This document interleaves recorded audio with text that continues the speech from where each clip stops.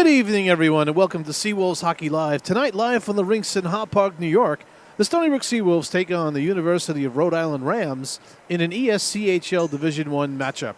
The ADP pregame show is up next, so stay tuned. You're watching Seawolves Hockey Live.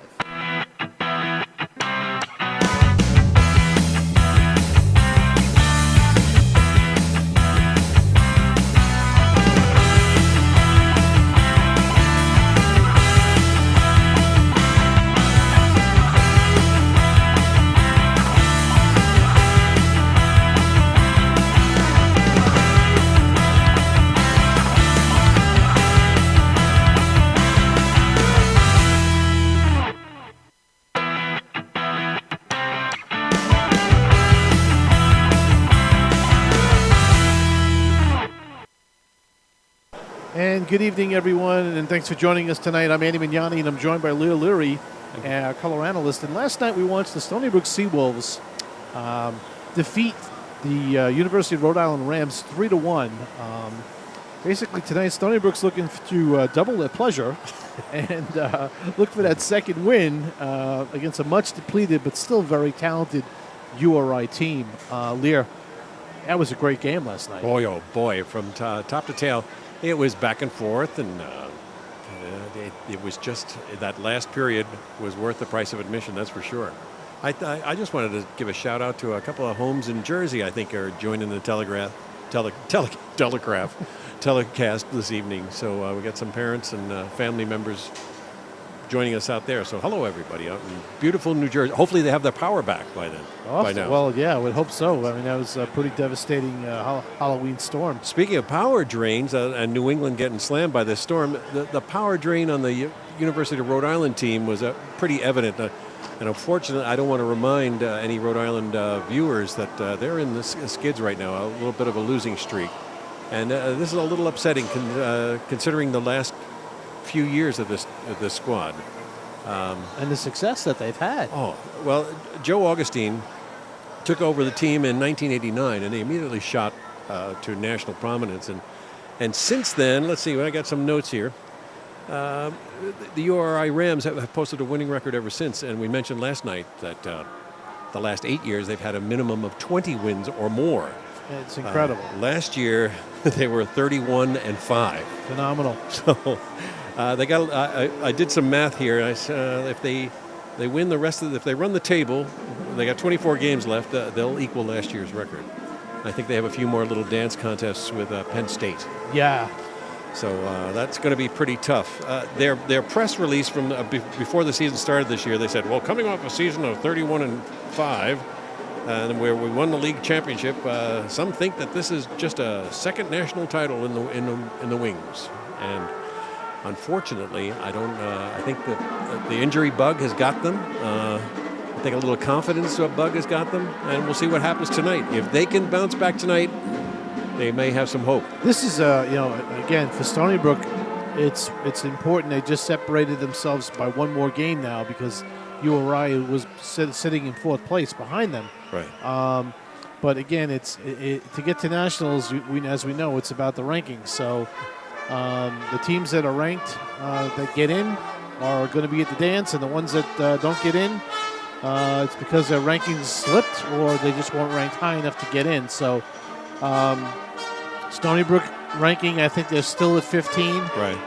University of Rhode Island, we talked about it last night, they're at 11. Right. If they come out of this weekend with 2 losses against Stony Brook, there's no doubt they're going to slip. Penn State got 44 first-place votes, and Delaware, I think, got 4, and Arizona got 1. Yeah. So, and we have our fantastic Stony Brook University band here tonight. Yes, as they were here last evening, for those of you who tuned in, got a chance to hear that band rip it, because they were really good last night. Well, many people think of Stony Brook for of course, the medical program and the mathematics and science program. I, of course, think of it because of the English program. But very few people think of the music program, which I know is first rate. And for avant-garde music as well as traditional. Yeah, they do a heck of a job. So we're glad they're here tonight. Last night. They definitely help pump up the crowd, and they get the team going. And we got on a little early tonight because we just wanted to talk a little bit more about the game last night, and there's some incidences that happened last night late in the game where the URI coach was a little upset with the refereeing, and you got a little bit more information on that. Yeah, I spoke with John Morris, the assistant coach, as the Zebras take the ice here. Should I announce who our officials are? Or? Yeah, we could do that if you'd like. Okay. Well, last night's foot soldier, Joe DiCaprio, has moved up to wear the orange stripes tonight. He's the ref tonight. And our linesmen are Jason Remsenbecker and Ken McCutcheon, one of our favorites. Mr. McCutcheon's out there as a linesman tonight. And the Seawolves are taking the ice. As they come out for their traditional 10-minute warm-up before the start of the game.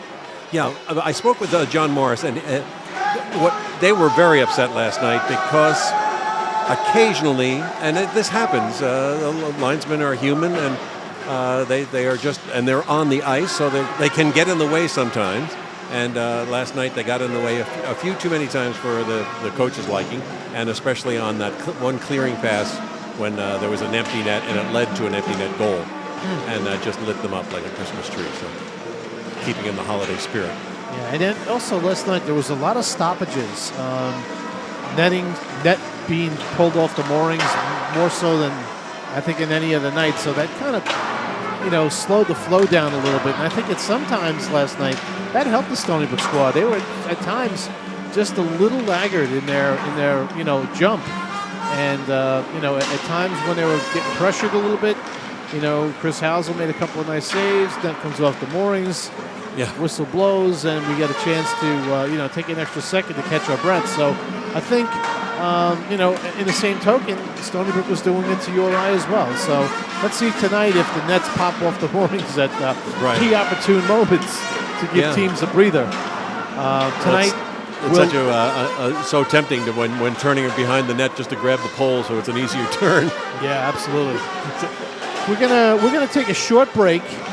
And we're going to come back with the starting lineups and more about tonight's game. So you're watching Seawolves Hockey Live. This is the ADP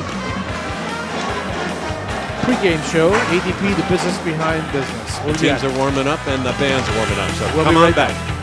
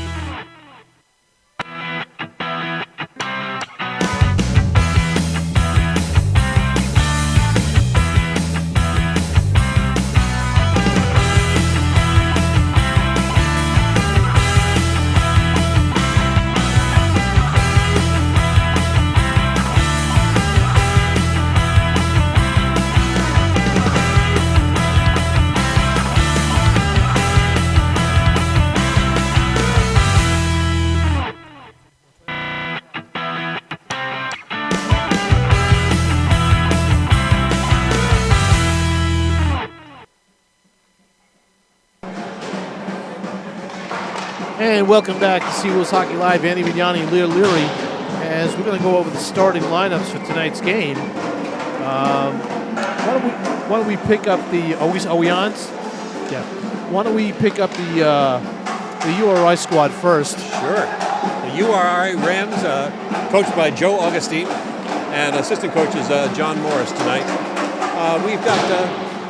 We got a couple of Long Island boys on this squad. In fact, 3. But we got one starting tonight. So our forward line for the URI Rams is number 15, Kyle Harrison. He'll be on right wing. On left wing, Nick Paiva, number 32. And centering up is Brendan Ward from East Islip, number 3. On defense, we got number 23 and 24, Alan Dion and John Del Padre. All right. In goal tonight, Paul Kenny, number 29. Similar to the squad that played last night. Maybe 1 or 2 scratches. Nothing really much there. It was nice. They moved the Long Island boy, Brendan Ward, up to center ice. They may move him back, John Morris said. Backup goalie for tonight should be noted that is Matt DiJulio, also from Long Island, from Plainview. Beautiful beautiful Midtown Plainview, Long Island. All right. For the Stony Brook squad, number 25 is Sam Rooster. Will be on wing. Number 24, Sean Collins, will be on wing. And number 6, Brian Elfont, will be centering up that line. Line had an excellent couple of shifts last night. On D for the Stony Brook Seawolves, starting tonight, will be number 7, Pat Foster. And number 71, Jason the Giant Arrow, who will be holding the blue line for the Seawolves this evening. In nets will be number 33, Chris Housel. He will be backed up by freshman goalie number 31, Dimitrios Georgias. They sometimes call him Jimmy. Sometimes they call him Malgalo Alfedico. So Stony Brook's got scratched a couple of players tonight. They scratched Sean Fitzpatrick was scratched. Jordan DiLorenzo was scratched again. Ricky Seawoods is scratched. Jimmy Rafis is scratched. Josh Brooks is also a scratch. Andy Ancona has been scratched. Logan Morris, is in the scratch, as well as Ryan Bertino. And in tonight's lineup, freshman defenseman number 28, James Ross.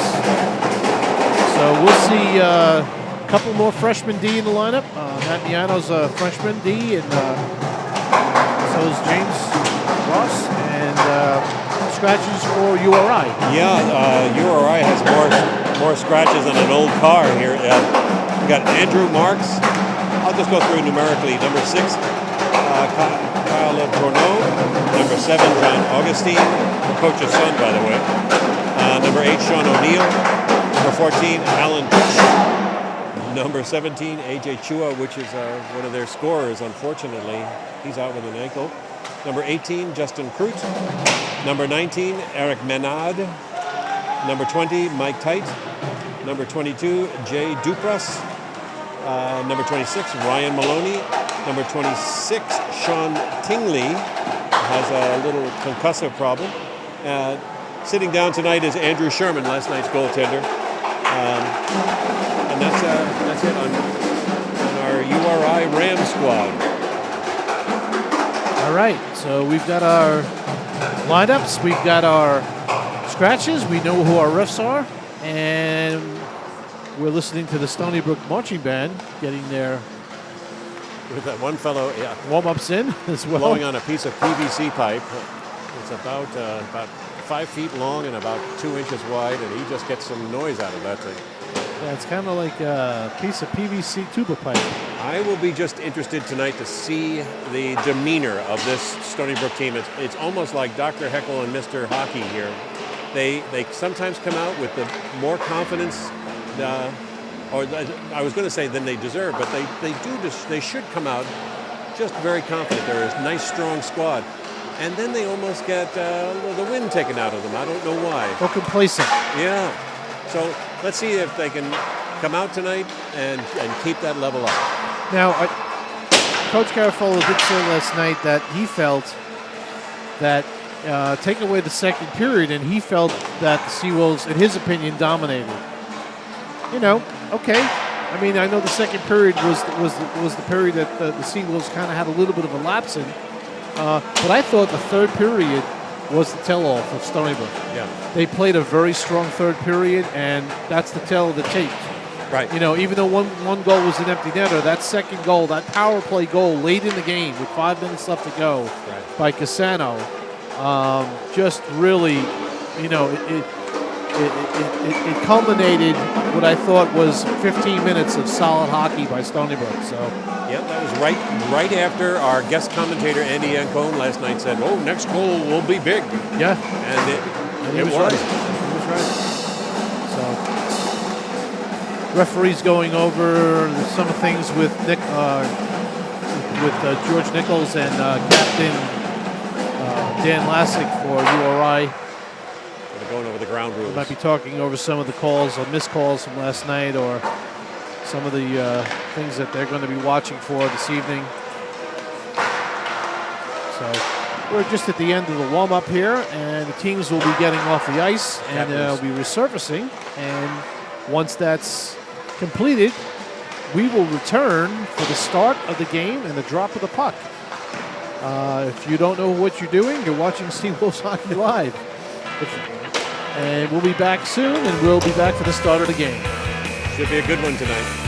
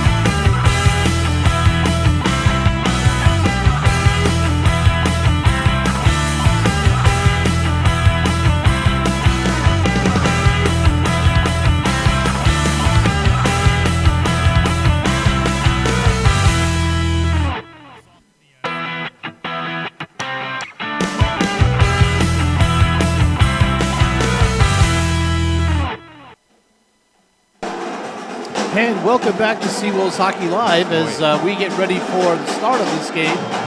We are listening to the Seawolves, Stony Brook Seawolves marching band warming up as well.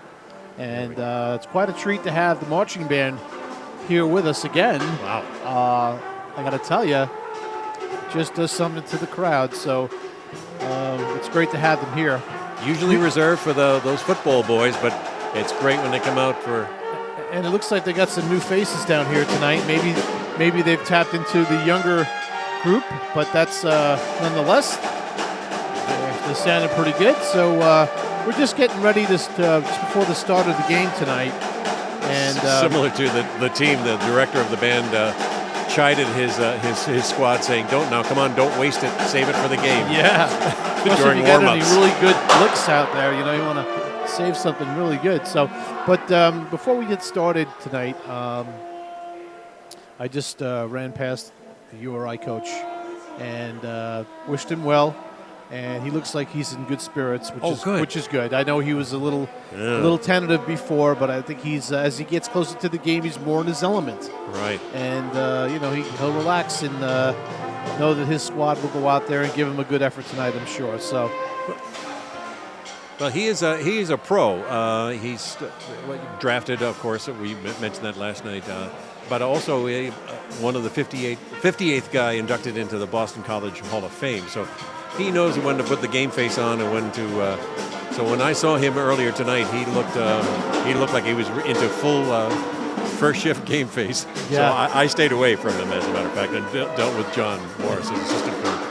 I've been looking over the URI field of study for the players, their majors, and they have an interesting major up there, kinesiology, which is the study of human movement. So I guess a lot of these guys, there's a lot of engineering up there, of course, mechanical engineering and chemical engineering. But I guess a lot of these guys are into all the ergonomics of furniture and automobiles and stuff like that. So that's a pretty interesting. Neat. Yeah. And there's one fellow here, turf grass management. I didn't know you could get a degree in that. Turf grass management. I think that maybe down near the Astro. I got to tell you, just like there are these ice doctors, right? And they are out there, guys that fix ice and they do these outdoor rinks for the annual day of New Year's Day outdoor hockey rink, that the Winter Classic. Thank you. My producer just whispered in my ear, Winter Classic, and that's what it is. But they've got ice doctors and they've got field doctors for football fields. Speaking of outdoor winter classics, since Supervisor Lesko of the town of Brookhaven was reelected just recently, yes, the challenge goes out to him again. Let's get an outdoor classic going here. Maybe Stony Brook will play Suffolk County Police or something like that for a little benefit game. Either that or maybe just another college. CW Post, Farmingdale. I mean, all these other schools have hockey teams. Be nice to do it for charity. Maybe the Islander alumni come out. It'd be really nice to do something like that for a charity, for, maybe a group of charities. And, I think it would have a very high attendance rate. I don't know if you know that I'm the official gum hander, outer, and stick boy for the Islander alumni team. they look to me for some major coaching decisions. And the last game, it was very simple. Just keep LaFontaine and Billy Guerin out there as much as possible. We're learning more and more about our color analysts every game. So it's good to know that. My main function is having juicy fruit if any of the pot fans show up. So juicy fruit gum. All right. So we are. The ice is almost dry, ladies and gentlemen. Actually, it's a good thing that they're letting it dry because it's better to come out and have those pucks stick in the puddles. So we're just moments away from the teams hitting the ice. Some more tidbits for the University of Rhode Island.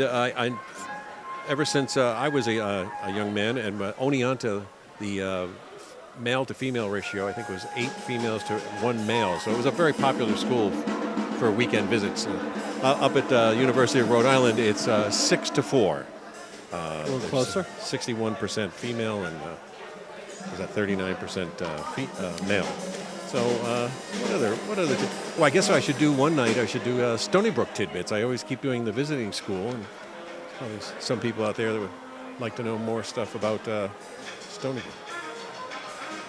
Right. Yeah, that's what we'll do. And as we do come into tonight's game, this will be the last game in 2011 for the Seawolves, home game, of course.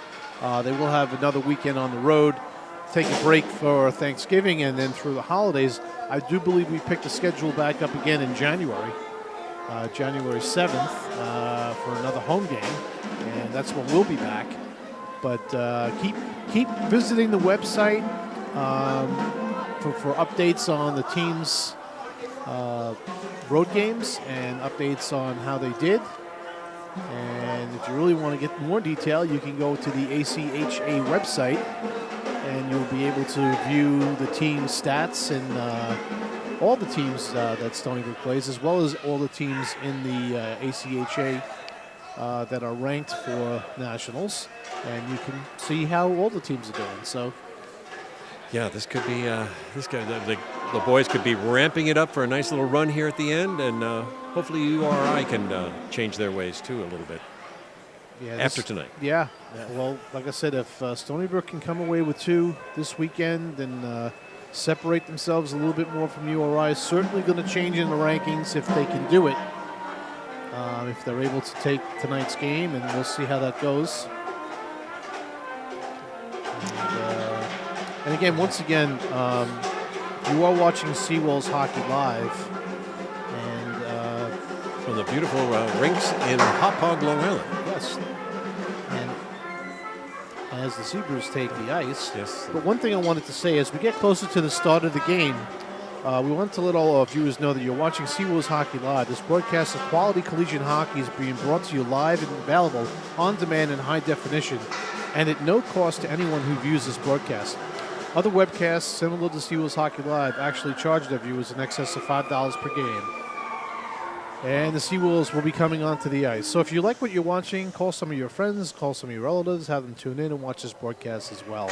It's real easy to find this. Go to the internet browser on your computer, type in www.stonybrookhockey.com or justin.tv/stonybrookhockey.com. And let us know if you like what you're seeing. And if you do like what you're seeing and would like to make a small donation to help the program, click on the chip-in widget located at the bottom of Justin TV's/Stony Brook Hockey Live and make a small donation via PayPal. We appreciate it. And the Seawolves have taken the ice. With the band going. There they go.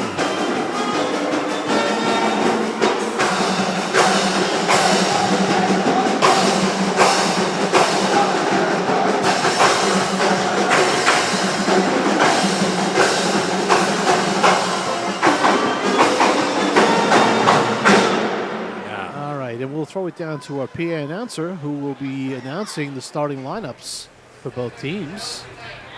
So tempting to say any retransmission, rebroadcast, or use of the game without express written consent of Trevor is prohibited. That's the fine print. All right, we'll throw it down to the PA announcer for the starting lineups.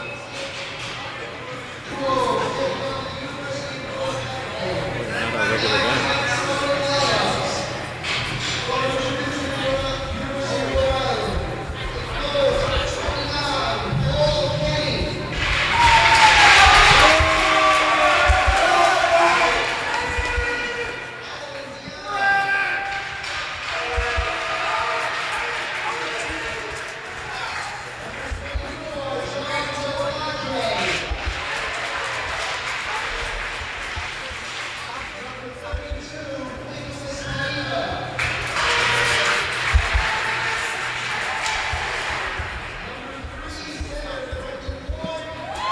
There we go.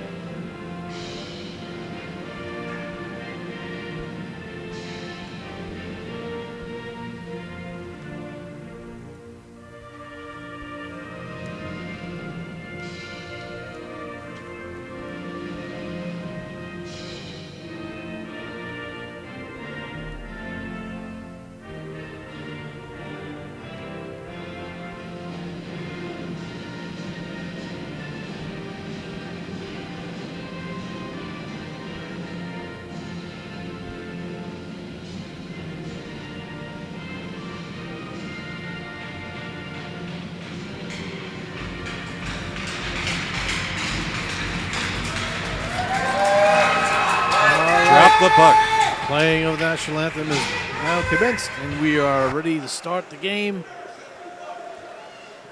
Stony Brook will be starting with Elfont, Brewster, Collins with Arrow and Foster on defense. And we lost our light. That was nice to have that one there. Boy, that was. It kept warm. I felt like French fries at McDonald's. And the and URI will be starting with Brendan Ward. Actually, will be playing center, and he'll be. His mom is about 7 feet away from me. All right, Hansen on the wing as well as Palva. So here we go. Face-off won by the URI squad, and back on D, 24. That's Del Padre, and into the Stony Brook zone. And up at the blue line there, it's poked out of the zone and back into center ice, where that's controlled by number 23, Dion. Clearing attempt was blocked by Collins. Big hit by Foster, by Webster actually, Brewster. All the same, and it's in the ER. And back to the point now, and unable to control that was number 24, Del Padre. He just dumps in the corner. Pava picks it up as Foster's having some problems getting it over to the wing. And muscled off the puck there was Collins by number 3. Brendan Ward, big body hit there. Yeah, that's right. And puck flips up, and the face-off will probably be inside the Stony Brook zone. Well, opening minute, nice little intense minute, evenly spread out. And the fans are filing in here. We've got a pretty good packed crew here. Face-off to the left of Housel, and it'll be Cassone now out there with Cassiati and Hawkins. And face-off won by Cassone back to Nichols. Touch pass up to Hawkins. And Hawkins trying to control it and making a quick moves through the neutral zone here and dumps all the way in now. Wesley, don't waste them. That was about 18 stick handles right there. Yep, that's Kenny on the puck for the goaltender for URI. And now this is breaking out number 12, Schneck, off the mark to Macalino. And Mr. Macalino, I think they kept him off the board last night. Yeah, D-Mac. But he's got to watch him. Yeah, here's a shot right on. Schneck gets the shot. It's blocked by the D. Good play there. There we go. It's Cassiati breaking out 2-on-1. He's got Hawkins on the right. Cassiati breaking in. Pass to Hawkins. Too deep in the play. Hawkins trying to control it. That puck's getting stuck in the ice in the ice there. Back up to the point to deep Knights. Little quick shot down low, and it's blockered away by Kenny. And now this is Macalino. Good move here. Shot. He scores. Nice move by Macalino, and he's on the board early tonight. D-Mac. Stony Brook did a great job on him last night, but not tonight. Macalino making one little move and beating Housel, who was a little deep in his net. So, just like last night, URI jumps up and takes the lead, 1-0. And all the URI players up on the bench after that goal. Yep, including the goalie skating out to absolutely tap that line's hand. So, Stony Brook now down 1, and this is Nick Dureski's line, flanked by Jennings and Captain Chris Ryan. On D is Borner and Daltrey Mites. This is Jennings now deflecting in and on the forecheck here. Jennings has got his feet moving. Get it right and back. He's knocked off the puck, but controls it. Back down to Dureski, who controls. Dureski with the puck down, circling around, takes a shot, deflects wide to the corner. Jennings has got it, trying to get it over to Ryan, and it's picked back up by Jennings as he dumps back behind the net. Back to get it is Dureski challenging Lace. Chris Ryan now on it, and trying to get it up to the point was Dureski, but he gets it back to Knights. He wins and shoots, and the puck is blocked by a couple of bodies. Stony Brook putting on some good forecheck pressure here. Yep, this whole shift has been down in this zone, which is what they need to do here. Got to tilt the ice back the other way. So, and this one's going to go all the way down, but icing is waved off as URI gets the change. Daltrey Mites for Stony Brook on the puck. 8 out of 10 change. And Borner gets it up to Mariello, who dumps in, not all the way in, picked up by number 24, Del Padre, who tries to get it up the boards, number 9, Patron. And back behind the net, Del Padre, who carries. And he's looking for a pass up the winger. That's number 27, Gashin, who shoots right on, and Housel grabs it. There we go. 16:44 left to go in the first period. You're watching Seawolves Hockey Live. The Stony Brook Seawolves are taking on the URI Rams, who happen to be leading the game 1-0. Face-off to the left of Chris Housel. This is Mariello on the face-off against Agarella. And face-off won by Stony Brook back behind the net. This is Nichols now controlling. And URI has their 3 across forecheck. And Nichols trying his best to get something through the neutral zone, unable to do so. I think he was trying to get Amodio, trying to break through, but unable to get him. Now, big hit there by Mike Amodio, and that one's going to leave some damage on number 9. Oh, and that puck's in the net. This is a hyped up team here. Del Padre put the shot on. Housel made the save. It went up in the air behind him. He did not see it. And I think everybody was watching the hit that was put on by Mike Amodio in center ice and not paying attention to what was happening with the puck. So it's a quick 2-0 lead. And Stony Brook, not getting off to a fast start tonight, is paying the price. I don't want to put too much pressure on our Sean Collins here, but I've noticed that when he is going, the team is going. So let's watch him on this shift. He's number 24 for Stony Brook. All right, keep an eye on Sean. This is Ross controlling for PAL. We saw a PAL play earlier. This is Ross controlling for Stony Brook. And this is Arrow now. And he's got Collins. Colin Worrell's in center ice now, and he's immediately met by a strong forecheck there by number 32, Palva. Big hit there. And now this is Elfont chasing down on Dion. Puts a hit on Dion, but Dion gets the puck and moves it. And through the neutral zone comes Dion. Palva and Dion break it to the net. Jeez. And this is Stony Brook now. Carrying up through the neutral zone. This is Collins to Elfont. Too far for Elfont. Elfont now controls, and he's banged into the boards there by Brendan Ward, number 3. And back up to the point to Ross.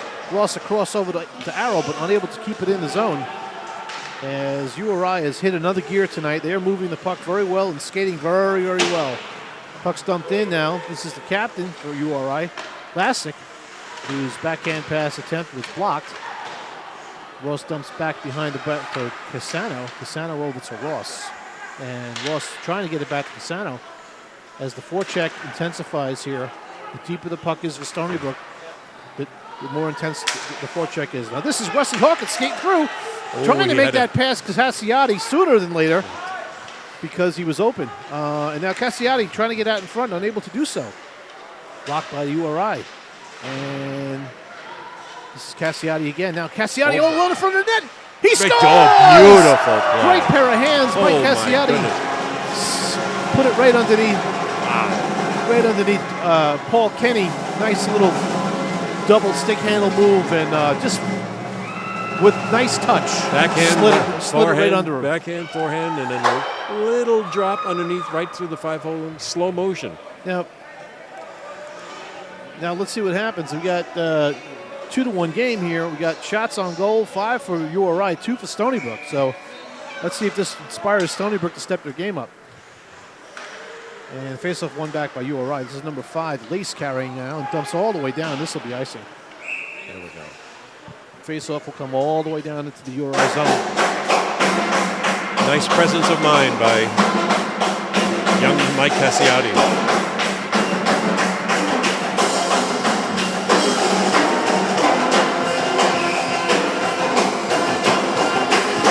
Dick Dureski taking the face-off of Stony Brook. He's flanked by Jennings and Ryan with Daltrey Mites on D, and a shot right from the face-off is blocked. Daltrey Mites keeps it in. Mites got it down to Dureski down low and shot around the boards. Ryan in after it and gets the puck, trying to backhand it back, unable to do so. This is URI skating up now and coming in. Good play by Mites to pick that puck up. This is now Ryan with a neutral zone pass, just nobody there to pick it up. And that pass from Mites to Ryan, unable to connect. Ryan grabs it now, and he just backhands it back to Warner, who hits Dureski, who fires all the way in. Oh, no, bad bounce off that Zamboni door. It's like the third man in the neutral zone, in the defensive zone for the Stony Brook Seawolves. All right, so the puck winds all the way around. Warner after it. He's trying to keep in. Backed up by Ryan at the point there. Good play by the captain. And right out to the captain there, and he shoots, puts it right on, and just bad save by Kenny. Stony Brook's getting their chances now. Every once in a while, shots are getting to the net, and a shot right on here, and Housel grabs it. That was nice. Robert Beggy. That's our other Long Island boy. He's Robert Beggy. Yep. He's from beautiful. I got it right here. Stand by. Long Beach. Home of the old Rangers rink. Home of the Apple Core team. Yep. For a while there, the ceiling tiles were dubious. Incredible rink. I remember it well. All right. Getting up 3 o'clock in the morning. Mariello on the face-off of the Seawolves as Mike Amodio comes out and gives that body check that he's been doing all game. Right now, this is Montgomery coming in. He shoots, and he's trying to get Mariello low in the slot to tip, but unable to get it there. This is Nichols banging it back in, and late offsides here. Nope, back onside, and Montgomery now trying his best as Mike Amodio just dumps in and chased down by Mariello. And URI comes up now, and that's kept in there and dropped off. Montgomery, big hit on Mr. Montgomery, number 27, Lachine, who just seemed to bounce off that like it was not a big deal. All right, so this is Mariello now around the boards to Modio. And Modio now pass out to Miano. Miano gets the blue line, dumps right on goal, and saved by Kenny. The Seawolves are not backing down. This is not a team that was crushed by that 2-goal jump up there. They're coming back, and they're just pouring it on. Yep, they've stepped the game up. They went down 2-0. It was enough to wake them up. I think they've woken up a little bit here. So this is Elfont, Collins, and Brewster with Arrow and Foster. That's the starting lineup that they had tonight. So they're back on the ice. This is Brewster now controlling behind the net, and he's surrounded by 2 URI players, and that Elfont coming in to help out. And that's the captain for the URI squad dumping it out. Arrow now to Collins, picked up by Elfont, coming in now on the left wing. And backhander right on. Nice backhand. Save. Nice strong backhand. And the save by Brian Elfon. Paul Kenny. I don't know why backhands always just jam up a goaltender. I guess they're just not ready for it. It's not a true point of release. It's hard for them to pick it up. All right, this is Brian Elfon again on the faceoff. And he wins it back to Sean Collins. Sean Collins dumps all the way in behind the net. This is Brewster now dropping off to Elfon. Elfon up to the point to Arrow, trying to get it to him, but it was deflected away. Good play there. And Arrow now puts it on, and here's Brewster. Turn around, shoots, fires. Elfon just misses it. Out in front. Good play there. Unable to capitalize, but getting closer and closer. So now Arrow down the boards to Elfon. Unable to get it all the way down. As the forecheck is that Stony Brook is putting on is getting ferocious. Keeping it in, and there's that. Big good pickup here by Pat Foster, but he's got to hold up, wait for Brewster to get up. Now the team goes for a change as URI now comes up with the puck. This is Macalino dumping in all the way into the corner, and Borner after it. And Borner over to Arrow, watched by Macalino. And Macalino with a big hit, hands up. Big hit on Casano, who just had to get rid of the puck and take the hit to get rid of it. So it's Cassiati now coming in, and he just bowls over that Zimmerman on D for URI as he came in. And now this is Wes Hawkins in the corner battling against two URI players. Scrum. To Casano, who picks it up over to Hawkins. Cassiati almost for a one-timer off his stick, unable to convert. And now this is puck comes out of the zone. But a nice little sweet play there that Stony was unable to capitalize. They got to dial that one up again. And coming in now, number 25 with a nice rising shot. That's Bouchard with a shot right on goal and picked up by Housel. I don't know if you noticed Sam Brewster's new little hairdo during the national anthem there, the modified mohawk. Yeah, it looks like he's got what they call, I guess, a three-quarter. And for those of you who know what a three-quarter is, God bless you, because I just made that one up. All right, this is Casano on the faceoff. And it's won by Stony Brook, but picked up by URI and thrown right to the net. And nice play there by Housel and the squad to get it out. Borner now controlling for the Seawolves over to Casano. And he circles. Running a little pick play there. Up through the neutral zone. And because Cassiati's knocked off the puck there. Coming in 3-on-3. And shot right on a blocker save by Housel. A little bit of holding going on there by number 10. They're still dancing over there. And this is Cassiati making a drop pass to Casano, but Casano was severely back-checked, unable to get a shot off. So now this is URI coming in. Shot right on. Housel with the save. Unable to control the rebound, but did get it before Beggy got to the net. Yeah. Beggy's making his presence known tonight. Yeah, he a lot of pushing and shoving. I don't know if he's here on Long Island and he wants to impress his family and or friends. But not only Mr. Beggy, but some of the other guys are getting their hands up a little high. The coach may have had something to do with the team's jump tonight. just a tad. All right. Yeah. As we get ready to face off here, number 9, Patron for URI, and that's Dureski for Stony Brook. And face-off won back by URI back to the point, and right out to the point there was the captain Chris Ryan as Mike Jennings gets a hold of the puck now and dumps through the neutral zone. Control there, and now picked up by Nichols, who tries to dump through and picked up by URI, back checked by Jennings, and the puck's shot out of into the neutral zone, and now Stony Brook will try to control it and set up a breakout. This is Miano back over to Nichols. And Nichols over to Jennings. Jennings touch pass over to Dureski with a 2-on-1. He shoots. He scores! Oh, Nick Dureski. Nice rising shot. I think he totally took Kenny out of the play there. Kenny was definitely thinking pass. Oh, everybody in the building was. Holy. And I think Dureski saw the short side like we saw it. It was wide open and took advantage. Nick Dureski picked that up just shy of the red line, brought it in, looked over, saw he had a winger coming down. Now, we have to look at the shots on goal. We've got 2 goals for Stony Brook with 6 shots, and we got 2 goals for URI with 10 shots. So I think Coach Garofalo is going to be telling the boys to put the puck on the net a little bit more than they did last night. Yeah. Not to say that Mr. Kenny's not in the game, but we have to make sure that we have a solid goaltender in there, and that's what they're hoping for us, as is URI. Yeah. All right, so here comes the captain, and he almost turns it over.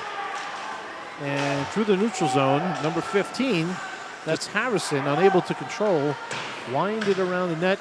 And Nichols unable to control that puck as it bounced off the stick right out to a URI player, put it right on goal. And we'll have a stoppage here. Just a little postscript on that Nick Dureski goal for our young fans at home.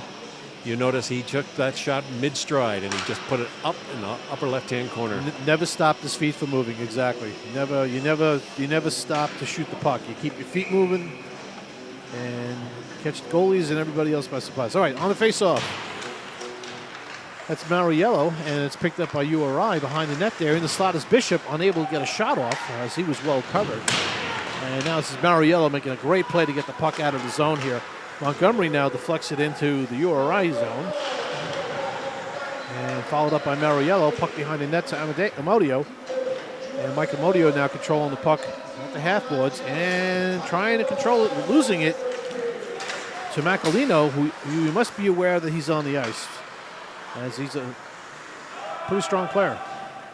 And that's gobbled up by Chris Housel. He'll hold.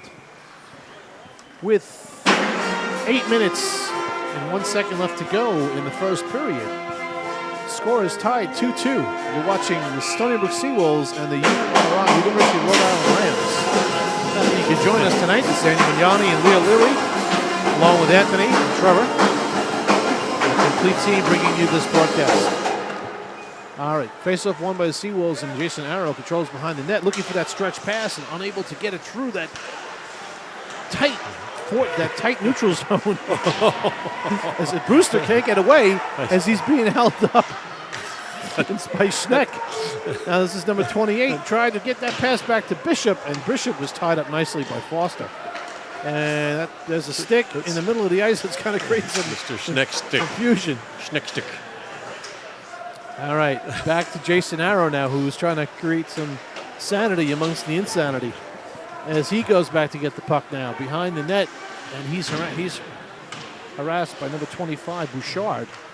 And that puck now goes around, and it's touch passed out just past Brewster, dumped right back in, and Foster controls for Stony Brook as we got a delayed offsides.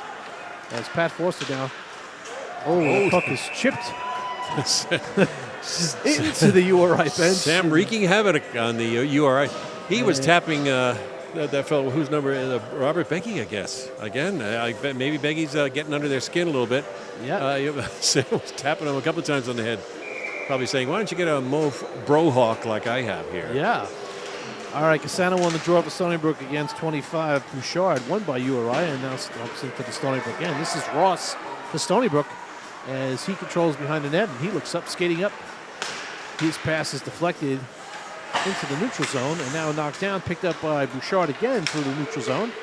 Back over to, that was Beggy, who's getting his name called a lot tonight as he puts one on goal. Him and Mr. Hawkins have a conversation. That Andy Bouchard for the URI squad, he's a nice fellow to watch too. Keep your eye on him, number 25. Defenseman, but he moves up. So keep your eye on him. Oh, is he off the ice now? All right, face-off to the right of Housel. This is Danny Cassone for Stony Brook facing off against number 9. One right on goal there. Shot, face-off won by URI. Pass back to number 9. That was Patron, who put one right on, and a save by Housel. Stony Brook carrying up now. This is Hawkins dumping in. After it is Cassiati. He's chasing down Del Padre. And good play by Cassone. Stick in the passing lane, took it right away from Del Padre. Now it's his up, nice kick pass there. This was a pretty hot line last night. Picked up by Hawkins, and he's shooting into the corner there. And Stony Brook is working hard, trying to keep that forecheck alive as URI comes out. This is Patron now, and he's knocked off the puck there by Miano. That shot by number 27, Lachine, almost got in. George Nichols did a nice shot again, and it's in. Bounce. Little confusion in the Stony Brook zone, and the turning over of the puck caused the goal. I don't know if that was Dion. I think that was Del Padre. Might have been number 24. Might have been. So with 5:59 left to go in the first period, you've got 5:54. Sorry, it's hard to see the 9 or the 4 there. But back on top is URI. We'll get an official ruling on that, but if that's Del Padre, that's his second goal of the game. All right, we'll listen to the public announcer, and we'll find out. Puck shot into the Stony Brook zone. Pavo coming hard on Miano. And this is Nichols now. Nichols trying to control the Jennings, and Jennings unable to get it out as the forecheck is really intensified here. Right after the goal score, they come right out with intensity and catching Stony Brook a little flat foot. Puck on Housel, down low. There's a rebound, and it's deflected out in front.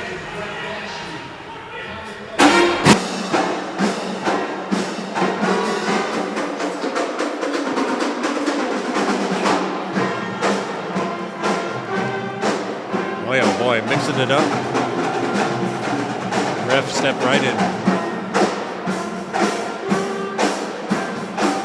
All right, face-off in the Stony Brook end to the right of Chris Housel. It's Dureski on the face-off with number 12, Schneck. And face-off is won by Stony Brook. Jason Arrow controls behind the net and up to Jennings.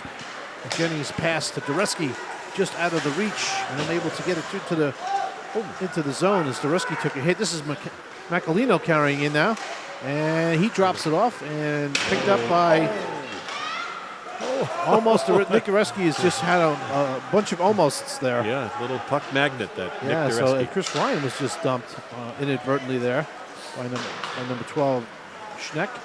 And now this pass by through the neutral zone was controlled by Jennings. Macalino's carrying it further into the Stony Brook zone. And he's pushed off the puck by Arrow. And now this is Bishop with a nice little back pass. And picked up and a shot right on by number 2. That's Bodine. Kicked away by Housel.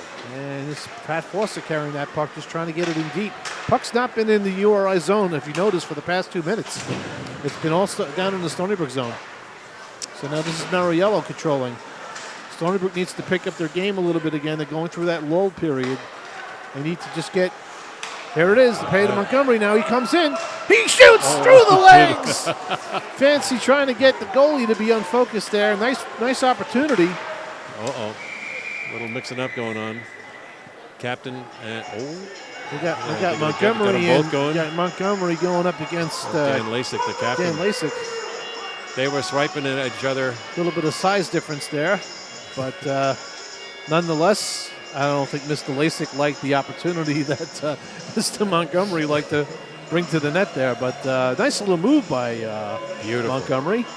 Presence of mind. Trying to come through the legs on a fancy shot. Maybe beat the goalie, but about to get this hit for a Kenny while. made that save, and he was able to keep focused. All right. Would have been on the highlight reel. Yeah, it looks like we got offsetting penalties, slash and a rough, and 4-on-4 hockey. So let's see who can take advantage of the open ice more.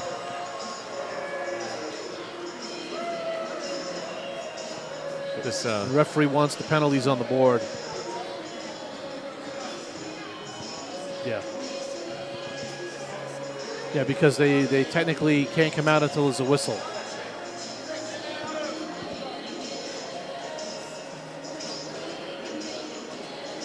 Right. but penalties have been posted, as per rules. All right. And face-off won by Stony Brook, and trying to keep it is Cassiotti. Wow, nice play. Successful over to Mites, and Daltrey Mites trying to control it. He's pushed off the puck. As this puck goes down, not enough for icing, but out of the URI zone and controlling behind the net is Borner, and picked up by Dan Cassano. And flip pass, unable to get it to Cassiotti, and Cassiotti over to Daltrey Mites, who dumps in and picked up by URI. And Stony Brook putting on some good forechecking pressure here. It's Cassiotti up against URI as well as Dan Cassano.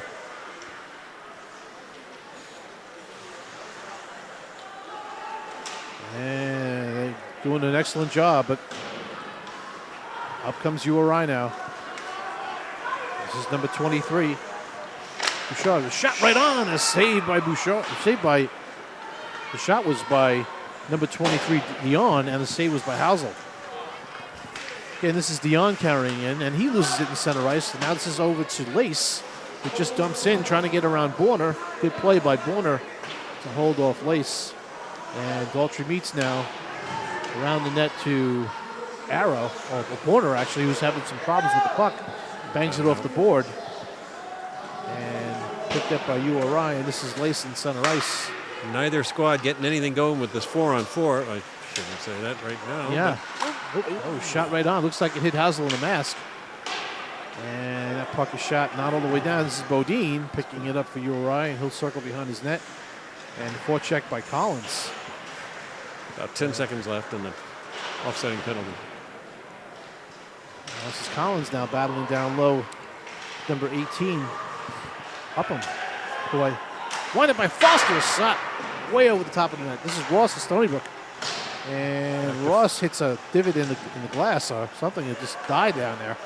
Back Ross to over to 5-on-5. Foster. Foster with a cross-ice pass across as Ross's stick is broken on the ice, and he goes for a change. Backhand shot right on. A save by Kenny. Another stick on the ice down Stony there. Brook's picking it up now right down into that first period. They got 1:35 left to go, and they're putting on some pressure here. Now Foster unable to keep in as URI comes out now through the neutral zone and catching Stony Brook a little forwards, a little flat foot, and they're going to take a penalty now. Unfortunately, they probably were, unable to get back in the zone, and Nichols will take a tripping penalty. We haven't called his name much. That Angarella, Craig Angarella, from number 21 for URI. He's a scrappy little player. He's been in the corners, giving a hard time to the Seawolves tonight. Sure. And that one there, he got that penalty. All right, faceoff will be in the Stony Brook zone now, probably to the right of Chris Housel. And Stony Brook will have to kill off 2 minutes, probably 1:21 left to go in the period, though the part of that power play for URI will carry over in the second. On the faceoff for URI, number 12, Schneck against Goreski.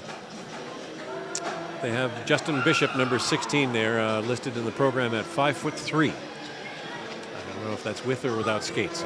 And Captain Chris Ryan is talking to the referee because we've got another 2-minute penalty put on the board. Oh boy. Again, this could be unsportsmanlike, probably on top of it. So this could be a 4-minute power play.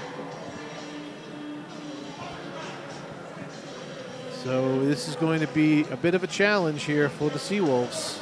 Captain George Nichols sitting. They haven't put up another number on that other 2 minutes. Yeah. So it usually what they'll do is they'll put another player in, but it'll be a 5-on-3 for 2 minutes. So someone who is on the ice will have to serve it. And it looks like it's going to be, or Michael Modio will go in the box and serve it. So it's a 5-on-3 now for a full 2 minutes. Back to the point. URI, this is the captain. Over to Lace. Lace back to Lace. Lace moves in, shoots, shot right on, and saved by Housel. Now it's up to Bishop. Bishop controlling it now. And it's back to 5. And over to Lassick, number 4. He winds and shoots. And it's, hit Miano. Miano's hurting on that play. As he's trying to get off, he's going to have to hang in there. And back to, that's Lassick. Good play there. Excellent play there by Goreski. He should have drawn a penalty there as Lassick put his arm around him to hold him. And the referee, I think, is just maybe letting them play. All right. 33 to go in the period. 1:11 left to go in the double minor, or the two penalties for the Seawolves. And carrying back behind the net, that's 23, Dion.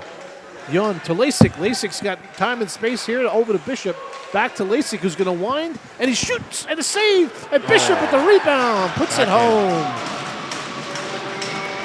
And that's going to Justin Bishop with a nice little backhand. He's a very skilled player. He just is in the right spot. Good hands in the right spot at the right time. He took that backhander and hoisted it over Housel. And now we're back to that 2-goal lead for URI as Coach Garofalo is not happy about that call. And the tripping penalty was a little marginal as well. Yeah. So, and the missed Nick Dureski. Yes, the penalty on the hold should have been called as well. So, well, it's 4-2 now, and with 12 seconds left to go in the period. There's still 51 seconds left to go on one of the penalties. The other penalty has been avoided, of course, because of the goal. Now, this is Lace trying to get by Ryan and unable to do so. Chris Ryan controls the puck now, just dumps it all the way down, and that'll probably do it for the first period. Yep. And at the end of the first period, URI Rams, University of Rhode Island Rams 4, the Stony Brook Seawolves 2. And Seawolves getting out shots. They have 6 shots and URI 17. Coach Garofalo is asking for a little mini conference with the referee. Yeah, so anyway, we're going to take a quick break and we'll be back. You're watching Seawolves Hockey Live. We're going to try and catch a T-shirt.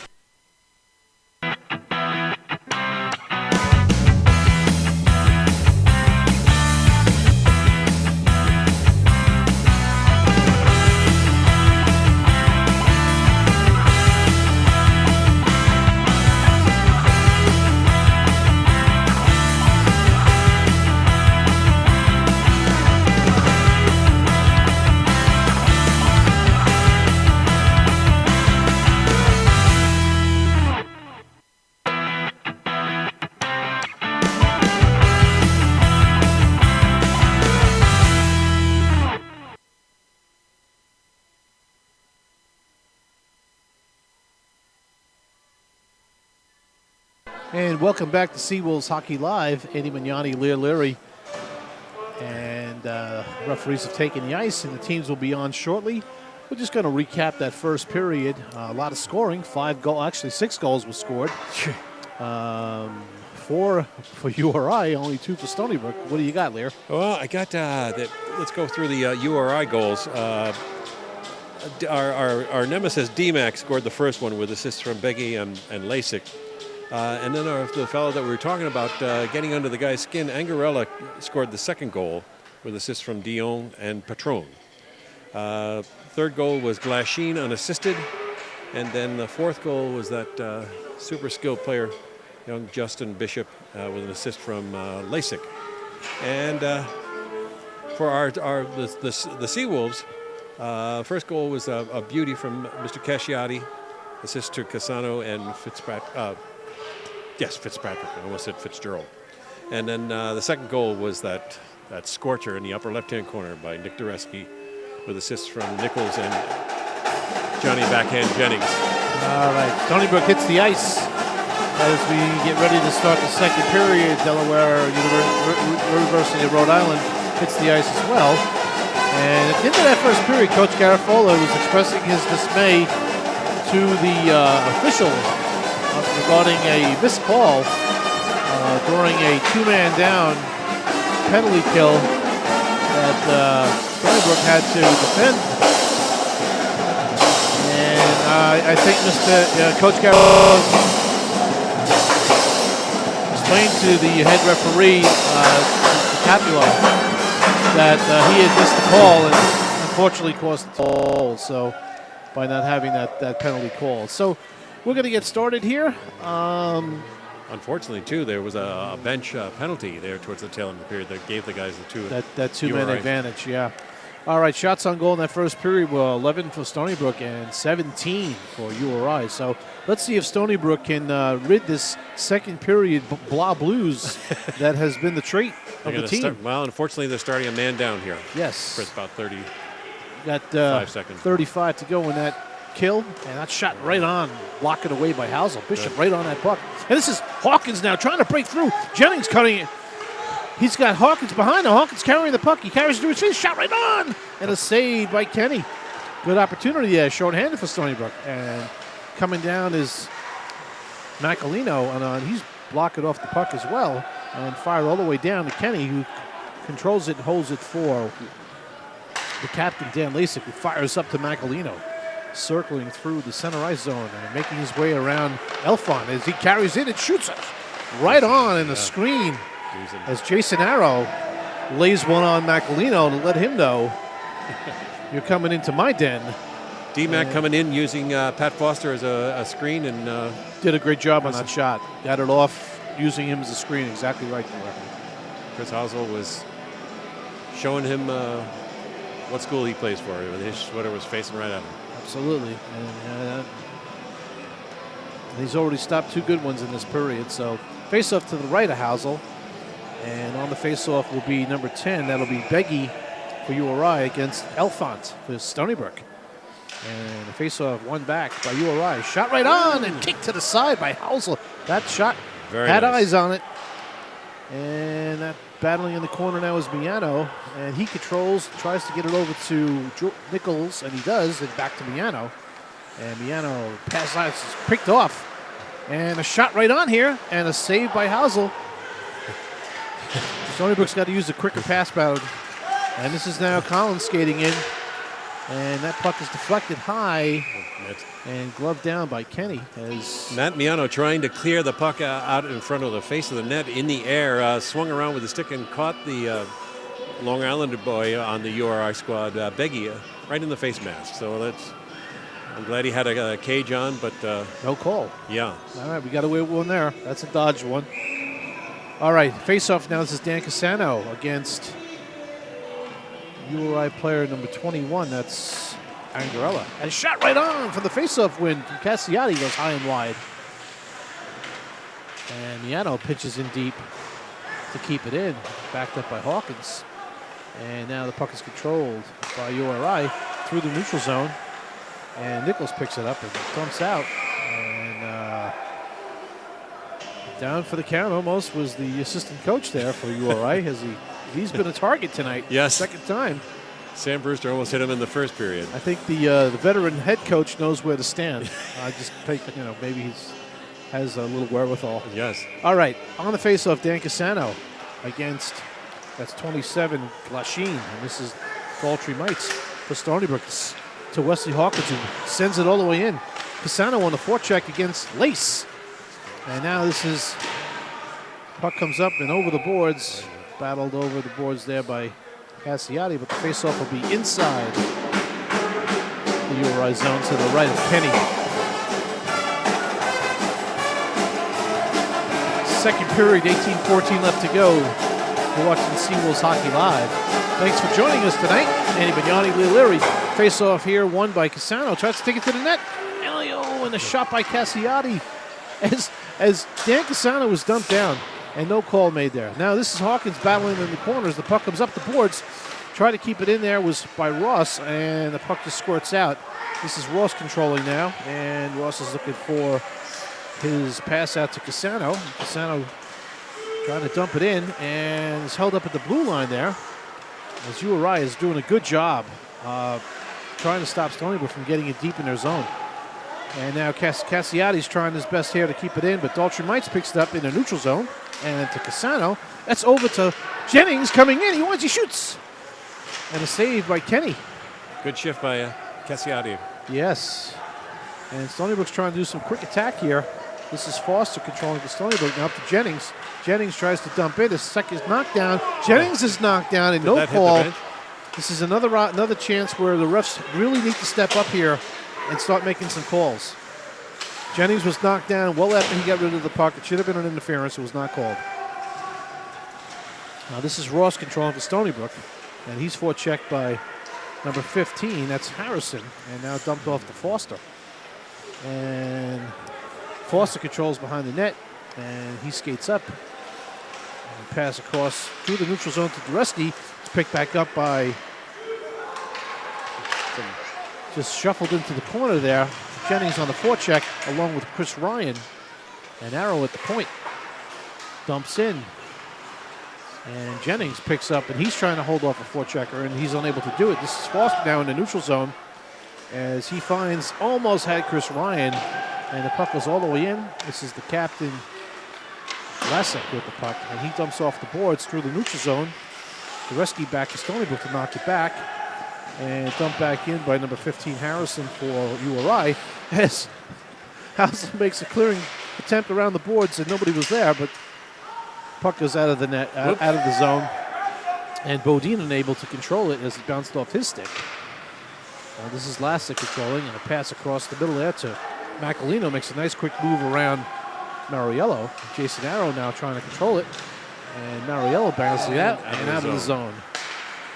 Puck is bouncing a little bit, not settling down as the players would like it, but there's a 2-on-1 now. Oh, and off the crossbar. Wow. Yeah, all of a sudden, Stony Brook's second D got a little lost up on the ice there, and Jason Arrow was down there with 2-on-1 all by himself, and the crossbar saved the goal. This is now to rescue with a backhander right on, and saved by Kenny. And it's getting a little testy down there. Ian Morello trying to get in there and get that, see if there's a little nubber from that beautiful move by Dureski. All right, so both teams will make line changes. And 15:21 left to go in the second period. Kyle Bodine happens to be Jethro from the Beverly Hillbillies last name. That's not the trivia question for tonight, though, folks. All right. This is Elfont on the faceoff against Bouchard. And Elfont right on the faceoff, puts it to the net, was blocked. This is Nichols now. Nichols shoots, and it's wide. Collins now trying to control the puck, and he's blocked off the puck there. And coming down, Nichols just missed a big body check there on Radoszewski. Yeah, I think we went with the zoo. Last night we did the chef, and I think tonight he's the zoo. Radoszewski. Yeah. All right. We apologize to the Radoszewski family, but we do the best we can. All right, this is Nichols carrying up. He's totally harassed and unable to get out of the zone, trying to carry it out of the zone. And his pocket was picked as Elfont does a great job here. Wow. And the referee, I just wonder if he's in this game. Yeah. I just kind of sense he's letting the players play and he doesn't want to make a call, but he's going to start having to make some calls soon. And for both sides. Yep. All right, this is Nichols. And Nichols bangs it out. Picked up by number 23, Dion. Dion circles behind his net, chased by Elfont. Okay. There's been some liberties taken with some of the sticks here, and like you say, we're equal opportunity, both squads. Yes, both squads are guilty of it, and the referees need to take control of it. Otherwise, it's going to get, ugly. All right. This is out to Daltrey Mites, and Mites to Stony Brook. Bangs it all the way in, off the glass. And Cassiati back to get it.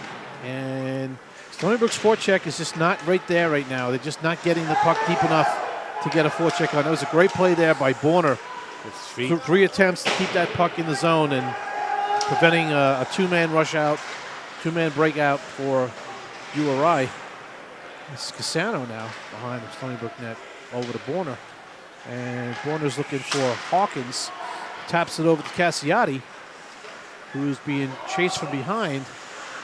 And now Borner picks it up. And the sticks are up again, boys. They got to keep these sticks down. This is over to Borner, who now shoots it over to Mites. And Mites unable to control, but by pinching in, it's a 3-on-1. Mites coming back to pick up the trailer. And a good play by Borner to defend that away. Saving that pass across. This is Hawkins now skating in, dumping in now, and Lace taking him out of the play well after the puck has left his stick. Again, another interference call and another interference call. He just got dumped again. No call. So the puck gets wrapped around and picked up by URI as they attempt to come out of the zone. Palva dumps in for URI, and Housel controls behind the net. He dumps all the way around to Jennings, who is met by Ward. And this is Arrow now. And he loses it to Ward, who puts it out to Palva, right in front. who puts it right on, and it was deflected away. And Arrow now controlling, and he's got Ryan. Ryan skates away to a check. And he's trying to beat Palva, but Palva, big and strong, gets through it and through him. Dumped in the corner now by Foster. And there seems to be a little unrest here for Stony Brook in this period. It seems to be the trait. And trying to control play here This is Ryan now. Ryan controls the puck, shoots it on. There's a rebound. And Jennings was unable to capitalize. It's a great play by Chris Ryan. Patience. This is Foster now putting it right on. Rebound! And Ryan unable to connect on that due to the back check by Ward. He could see it. Again, it probably could have been a hook. If it wasn't, it was very close to it. But these are the types of calls that are typically made in a hockey game. And I just, for the life of me, am not seeing them. So, all right, this is Amodio now skating in with the puck. And he's 1-on-3 and unable to break through. So, Stony Brook's got to pick their energy level up. They seem to be skating hard, but they're just not skating where they need to be. Puck dumped all the way down to Housel. And this is Montgomery trying to control it. And he pushes it up, trying to get it up to Mariello, who dumps in. Now Modio chases after it. Kenny already knocked the net off the moorings, and this is Nichols through the neutral zone now. And dumped back in by URI.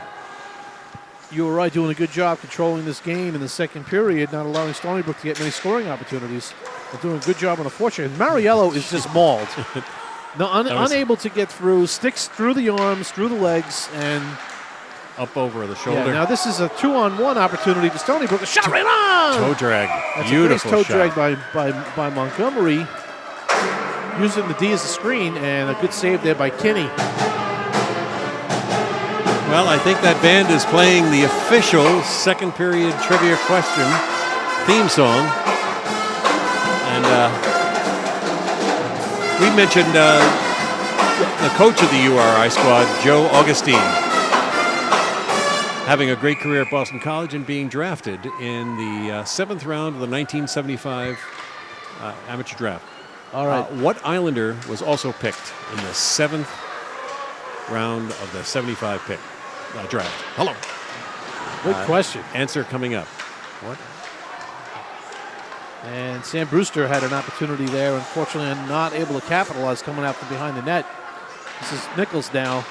Collins picking the puck up, and he's got to pass to Brewster now. Brewster's skating down the right wing here. He winds, he shoots.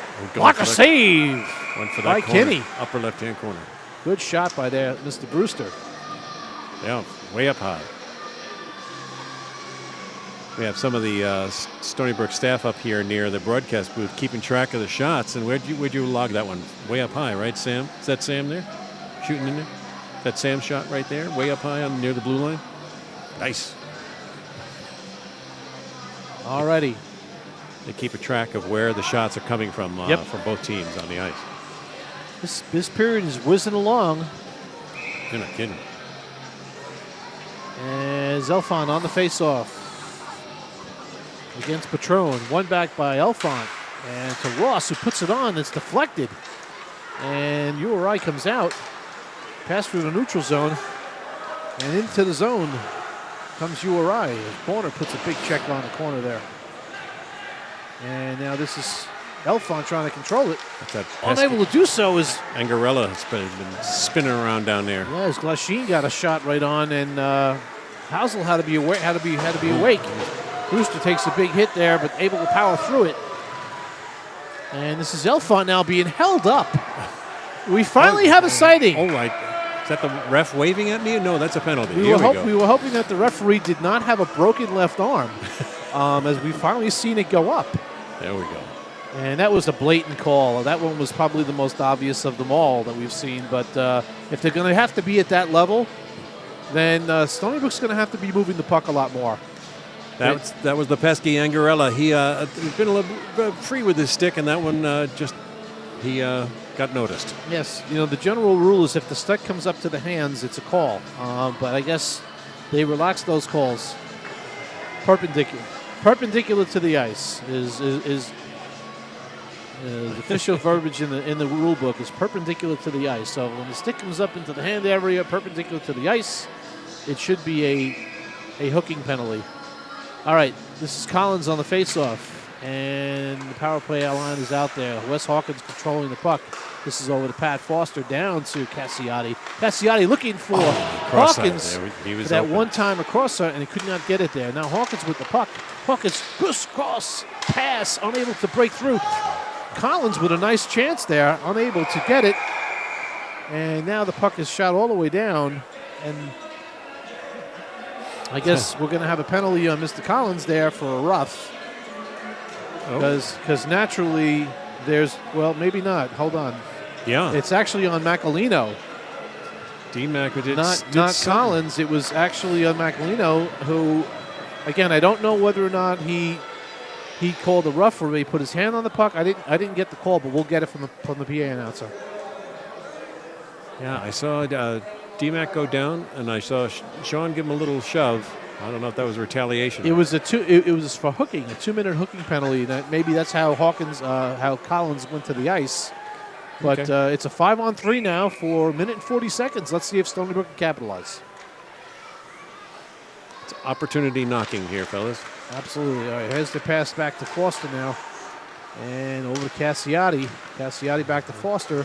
To Collins. Collins down low. Back to Collins, who sends it down low. And unfortunately, Wes Hawkins was not there. He was moving at the time. So I wish Stony Brook would spend more time shooting the puck at this point. With 5-on-3, you have 2 men down low against 1. Tremendous opportunity for rebounds, especially with Kenny in net. And now Foster dishes it up and loses it. He knows it too. And they're wasting valuable time here as we're down to 1 minute for a 2-man advantage. This is Hawkins with Stony Brook. And Wes Hawkins carries in and dumps all the way in and chases after his pass. 3 blue shirts right across the blue line. Hawkins got the puck now, and he's controlling it on the half boards. Over to Collins. Collins going to let it rip. And it was deflected to the corner. And we have a slash or a high stick. Calling it on Wesley? Probably on Wes Hawkins as he's skating slowly to the bench. Oh, number 6, Elfont. Yep, number 6, Brian Elfont will go off for a high stick penalty. So that 2-man advantage is now waved away as Stony Brook is still up on the man advantage for 41 seconds, and then it'll be even up 4-on-4 for about a minute, and then another a minute and 2 seconds, and then 4-on-4 for 20. All right, and this is Cassano carrying up. And a rink-wide pass over to Nichols, who cannot control it. And dumps all the way around. And Cassano unable to make a play on Laces. Laces doing a good job holding the puck behind the net. And now it's loose. And now this is Ryan going after it. He's unable to get to it. Gee. And up the boards to Nichols, who's having a tough time controlling this puck. Justin Bishop. Show him how to drag the puck a little bit. And you can tell the coach is pretty happy with Mr. Bishop's shift. And dumped in by Cassano, who chases after it into the corner. And now it's picked up by Ryan. Ryan trying to get it to Miano, squeezing down there and unable to get it on net. And dumped all the way down. This is going to probably be an icing because we're all even up. Stony Brook will be a man down here. Stony Brook's down 50 for about a minute. 57 seconds to be exact. And the faceoff will be back in the URI zone. 6:53 left to go in the second period. And URI still clinging to that 2-goal lead. Shots on goal have evened up 21-21. And the faceoff is won by URI. As this is Macalino now coming down and dumps all the way in.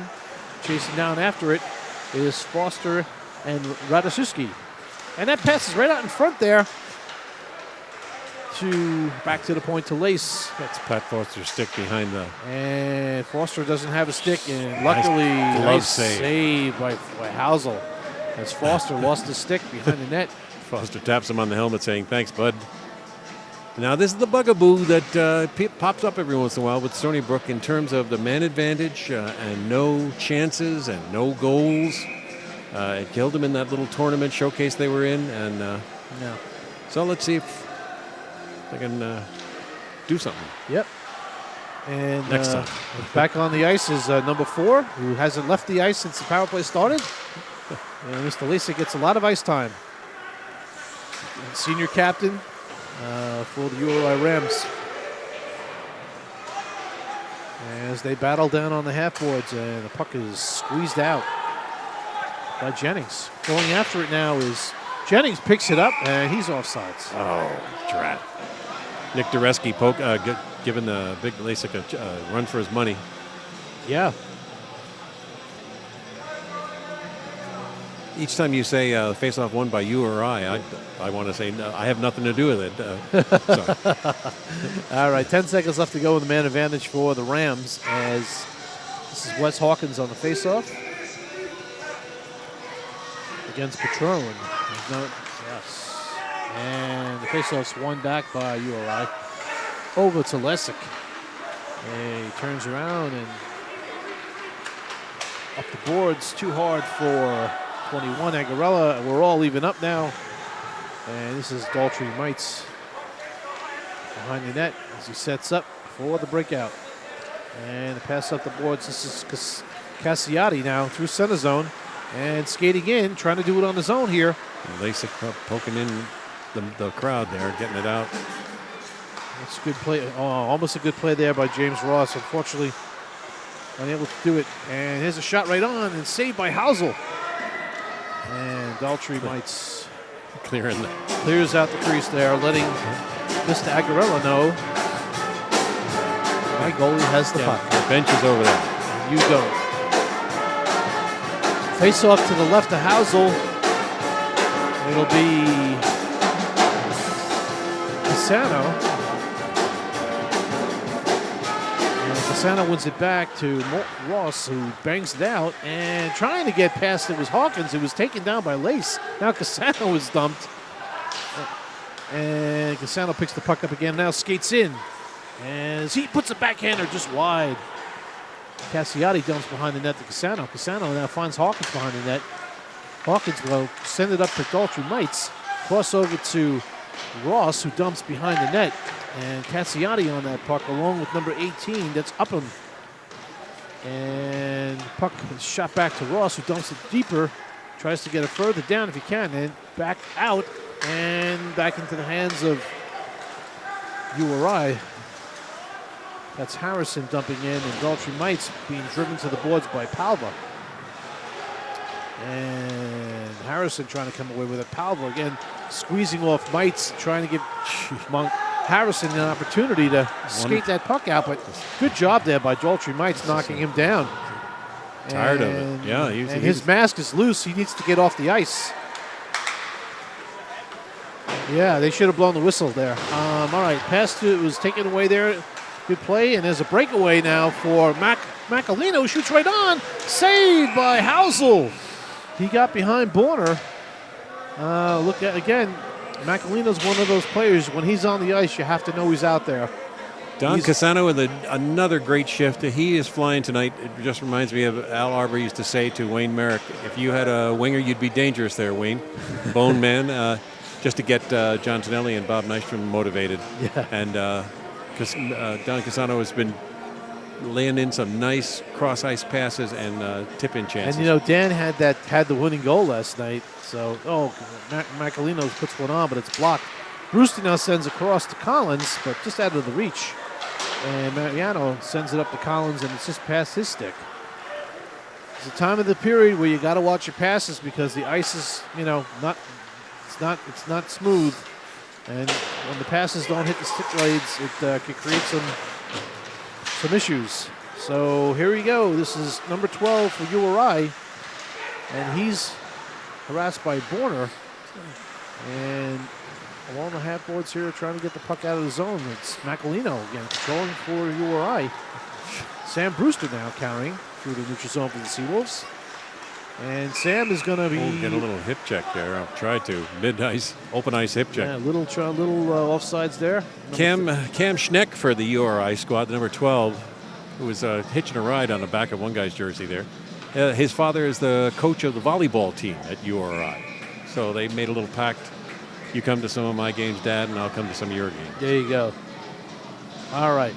Face-off outside the URI zone and dumped into Stony Brook zone, and right on goal to Housel, who bangs it off the boards out of the zone.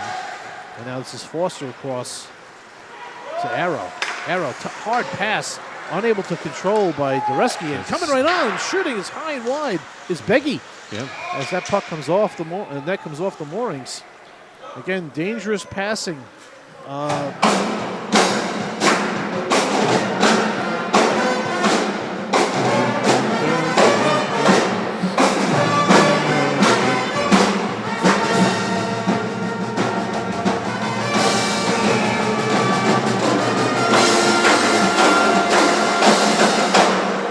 right, Dureski on the faceoff. He's got the win. And Montgomery now through the legs pass. Foster was not looking for it, and it was taken away by Beggy. And now on the boards, this is Stony Brook trying to control it and unable to do so here.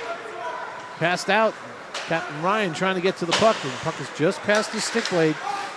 Now Ryan trying to control it, and he can't do it. It's all back into the Stony Brook zone.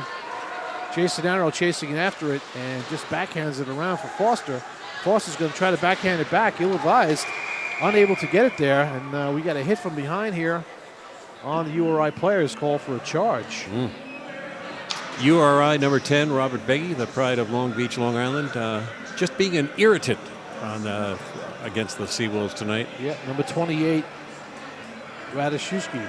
Yeah, he's sitting. Will be sitting for 2 for charging. 2 minutes and 22 left to go in this period, and I think Stony Brook needs to get out of here without letting up any goals, and maybe get lucky and get one to get some momentum going into the third period there. Yes, good. The good sign is no real damage yet. The bad sign is no positive. All right, face-off one back by Stony Brook, and this is Wesley Hawkins trying down to Cassiotti. And now to Sam Brewster. Come on, Sam. Sam Brewster trying to control the puck behind the net and make a play here. And he's trying to set up shop behind the net there. And poked it out to Cassiotti. Unable to finish. And this puck comes right out. And unfortunately out of the zone. As controlled by Chris Collins. And who dumps all the way down. Sean Collins dumps all the way down. And banged off the boards. And here's Matt Miano trying to get a shot to the net, unable to do so. As Collins now coming back as he's being chased down by Macalino. And Macalino wins the puck and gets a shot. Turns and fires. This is Hawkins now, skating down on the left wing. Screaming. And nice play there by Lace to take that puck away and dump it all the way down. The term that Coach Garofolo used yesterday in our 5-minute little meeting was thinking and using our heads. I firmly believe that he knows, he's got a pulse of his squad, and he knows that that's what the team needs to do and buckle down. And this is a time when they need to start putting their thinking caps on. Yeah. They've got the skill level, they've got the speed, they're just not making the right decisions. And they need a goal here. They got to get one. This is Ross controlling at the point. Back to Ross now. He puts one on. It's deflected into the corner with under a minute to go in the period and 25 to go in the power play. This puck is up to Collins. Collins across to Ross. Ross has the puck, and he has it back to Collins. Collins over to Dan Casano, who cannot control. And Elfont now trying to pick up the puck. And the puck is back to Collins, back to Ross. Time running out. Shot down low. Saved by Kenny, who's not really seen too many shots. No. In this power play or the other one. Now here's a change. Look at this change. This change, there's 5 guys that changed, all on the same line when the puck got in the zone. And no referee could say that there were too many men on the ice. That's just amazing. You have to scratch your head.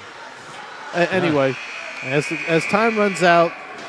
That's the hard thing when you've got the away bench and you can't change and jump on side when you should be offside. Now, again, I know these referees are trying their best, but they are licensed and they did go to school.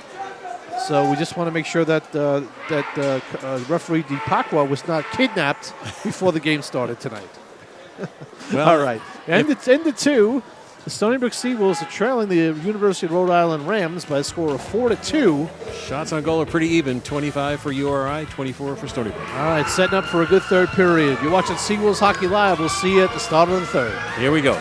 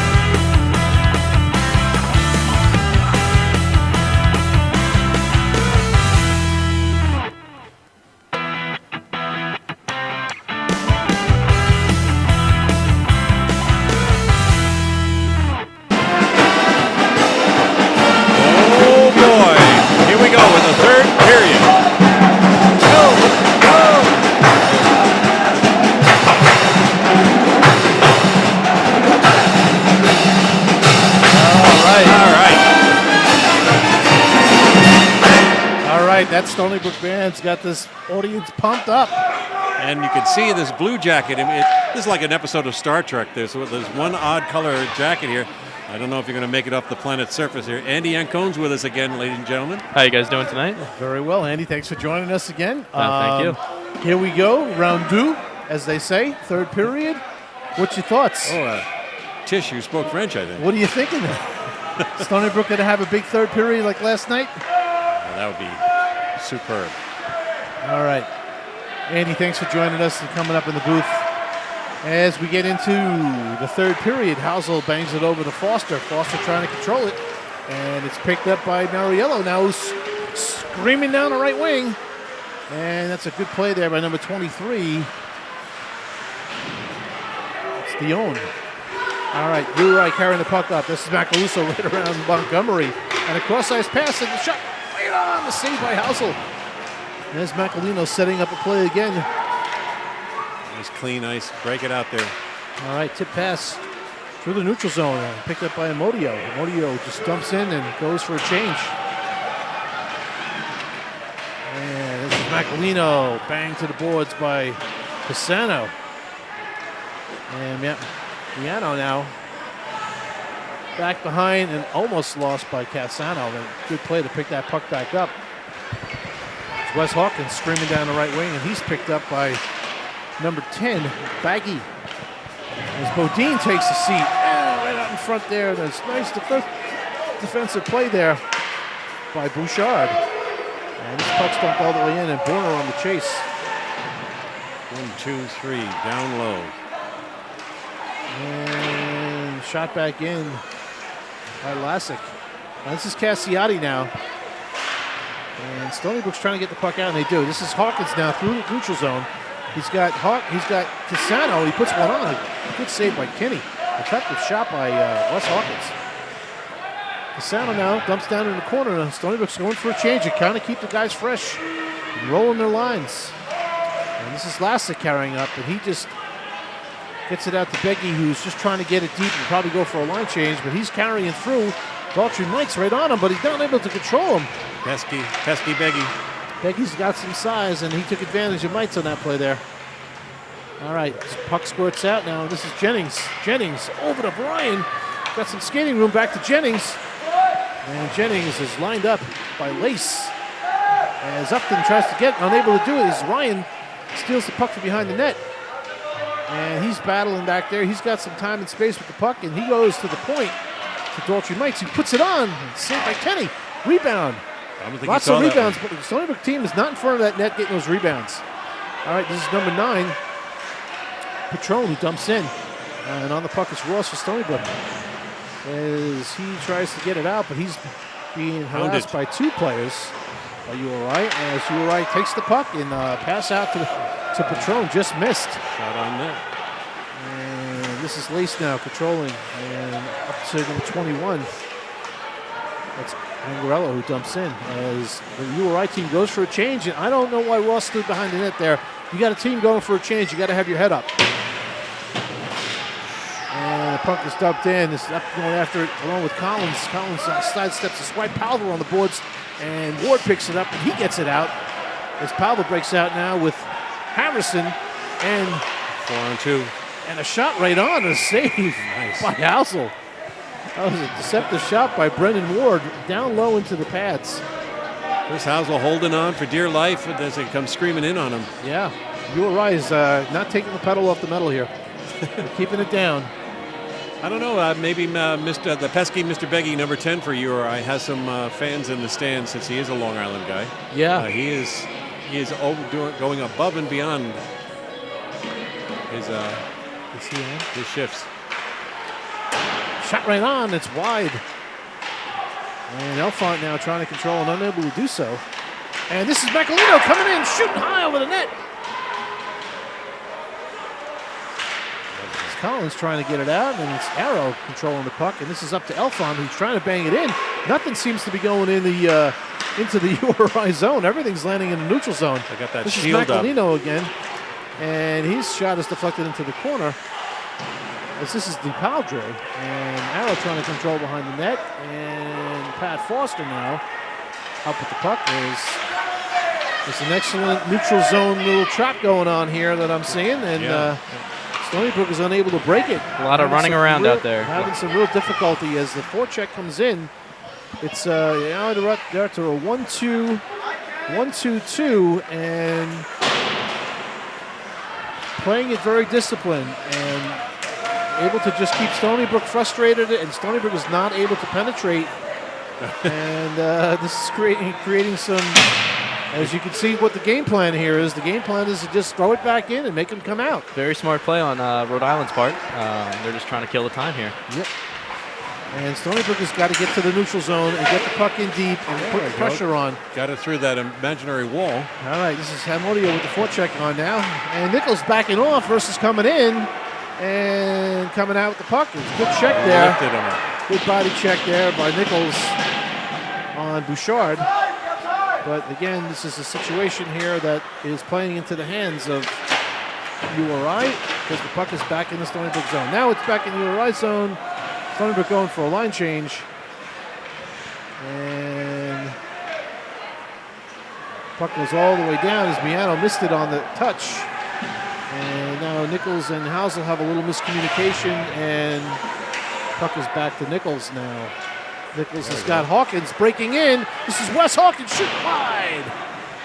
May have gotten deflected.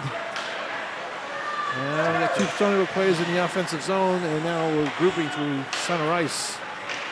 And dumped in now. This is Cassiati chasing down. In the corner, Hawkins picking up the puck. Back to Cassiati, kicks it back to Hawkins. Hawkins is going to throw it back to Cassiati, and it's back to the other side where Cassano chases down. Along with Glacine. And Cassiati now trying to get to the puck, unable to do so. Stony Brook's defense has got to pinch deeper. They're just too far back, and they're not giving the forwards a chance to get the puck back.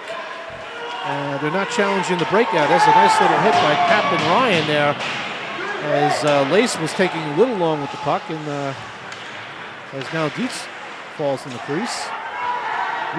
Old Lace got a little bit of arsenic there. These plays that the URI team is making are very good with the stick. They're knocking pucks out of midair and doing some nice things. This is Palvin now skating in, and Daltrey Mites stands him up. And puck shot all the way around. As you see, the URI D is pinching. They're not, anytime that opportunity is there to get the puck, they're down deep. They're not sitting back. And there's the puck bounced out. Lace has got it under control. And in the neutral zone there. Finally, we first have a whistle for a hand pass, and they'll be all the way back into the URI zone. I'm sensing, and Andy, you play defense, you know how it works. When you're backing up on defense and not giving your offense a chance by trying to pitch and keep the pucks in, you're finding your forwards are always going to be behind the play on the back check. Yeah, definitely. And you know, speaking about going against this trap, we need to move the puck to the other side of the ice and go up instead of just going right into the pressure here. Absolutely right. Go to the weak side, Never into the strong side. All right, through the neutral zone. This is Ward skating down with speed.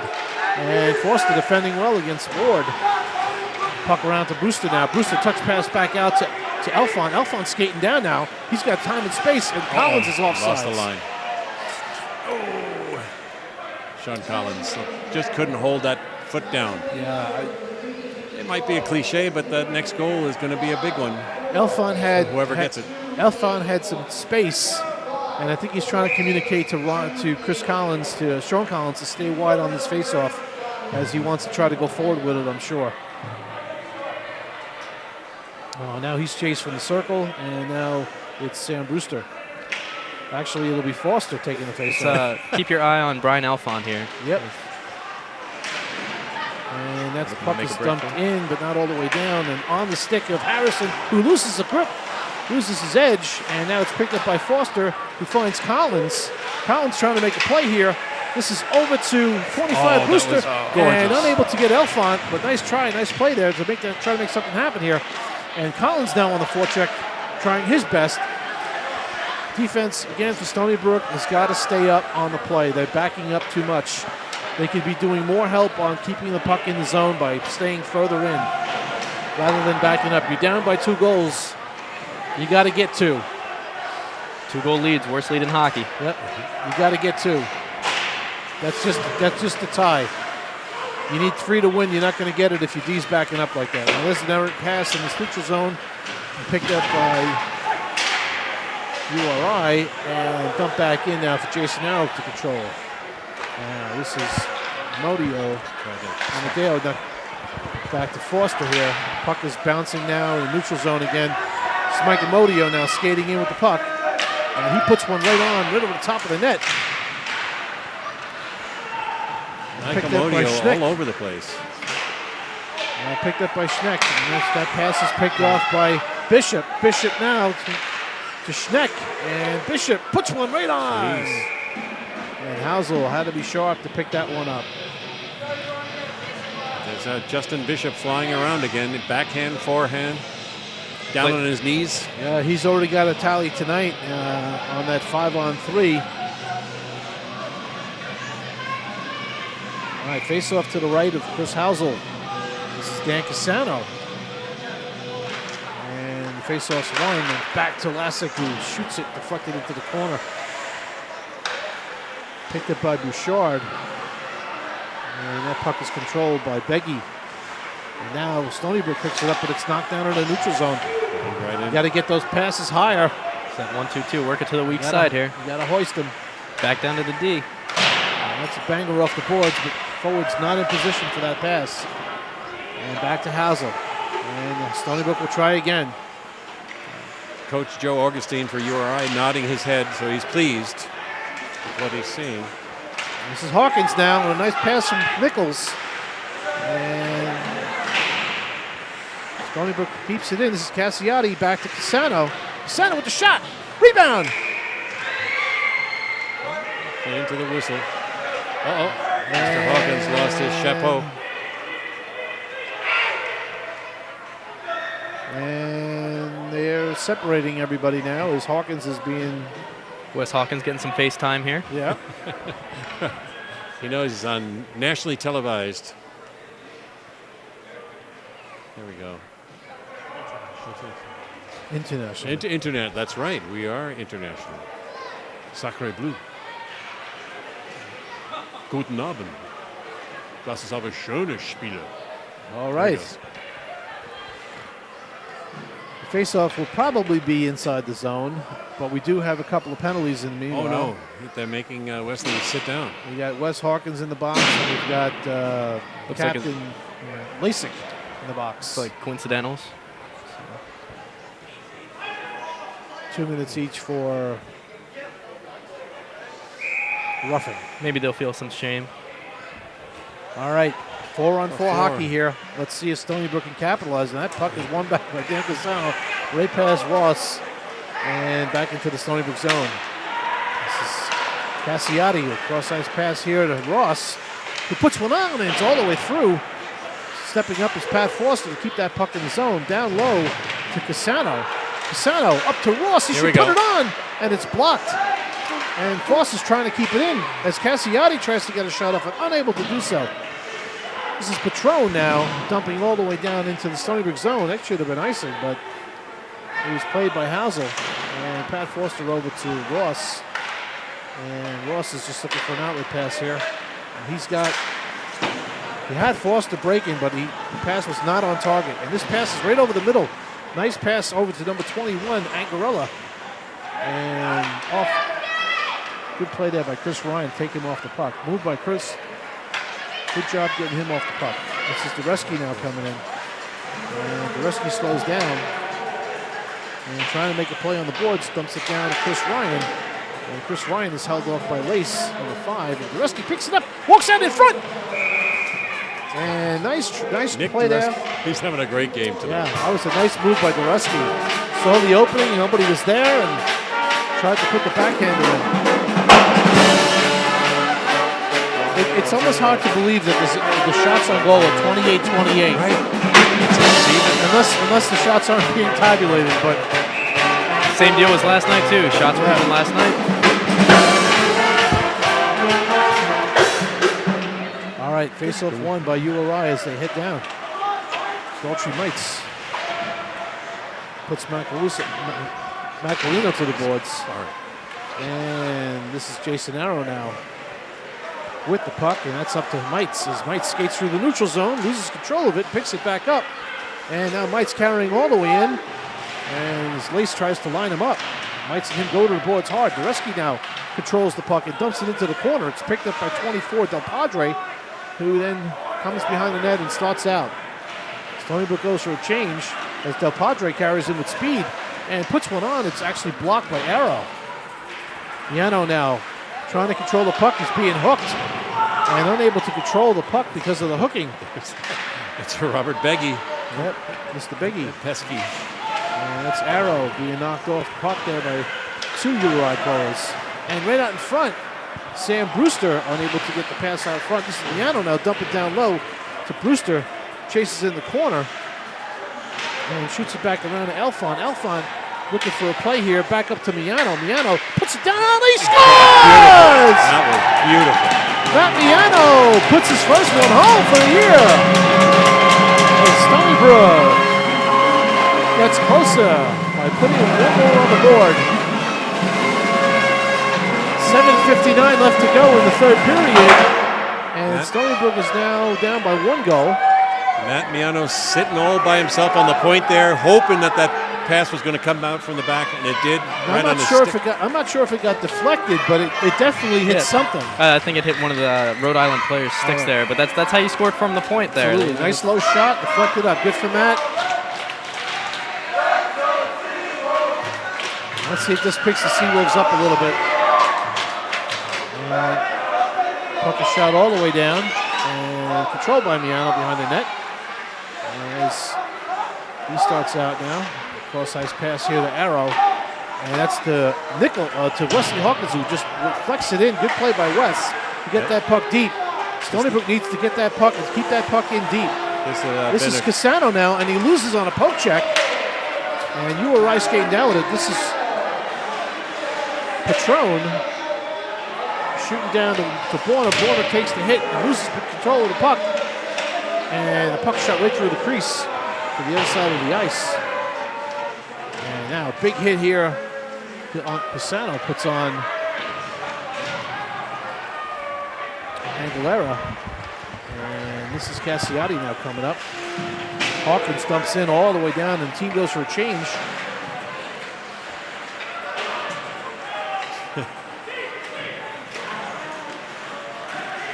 Pat Foster trying to control it as Wesley Hawkins is trying to get to the bench and not able to get there because he's being. Now, I'm not sure if Hawkins was going to the bench directly or not, but Aguilera had the same idea, and I think they kind of met up in neutral ice there. But I think they're both going to be seeing the bench. I think they're both going to get interference. Wesley was testing his elbow pads the whole time that shift. I think they work. I would watch. I know Wes is probably going to take a break anyway, but he was at the end of a shift. But we need to have Wes Hawkins back on the ice if Stony Brook's going to have any kind of a chance. He's one of those guys you need to have out there. Perfect time to get a goal here. 4-on-4, lots of ice. Absolutely. Now, remember what they do. With URI, they put out Macalino and they put out Bishop. And then they put out Lace, and their captain is not out there. I'm surprised, but they put their best 4 skaters out there initially on the 4-on-4.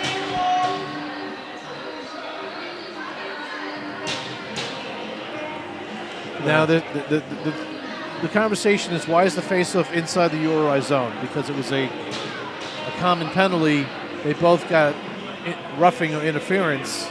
It should be a faceoff probably in the neutral zone, if anything.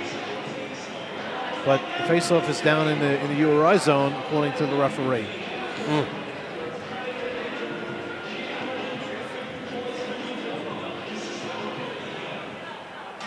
Oh boy. Yeah. All right, Dresky on the faceoff of Stony Brook. And he loses on the draw. And coming out of that is Macalino. And Macalino's already got one tonight. That's right on goal, and Hausel with the save. Tough shot. Sounded like a holding in a rough. Yeah. All right, face-off to the left of Chris Hausel. We got 6:29 to go. And Macalino against Dresky again, and won by Macalino. Back to Lace, and that's a cross pass over to Upton.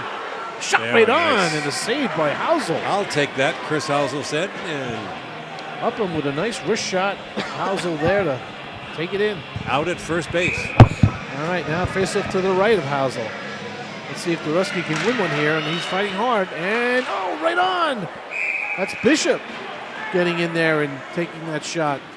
Just in case you couldn't hear before when the band was going. Coach Garofalo's changing up. I guess 3 lost draws in a row is enough to make a change.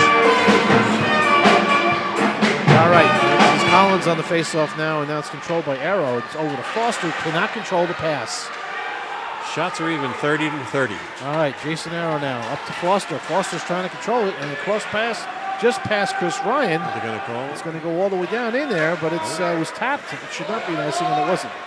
All right, this is Upton skating up the puck and dump all the way in, and he'll go for a change.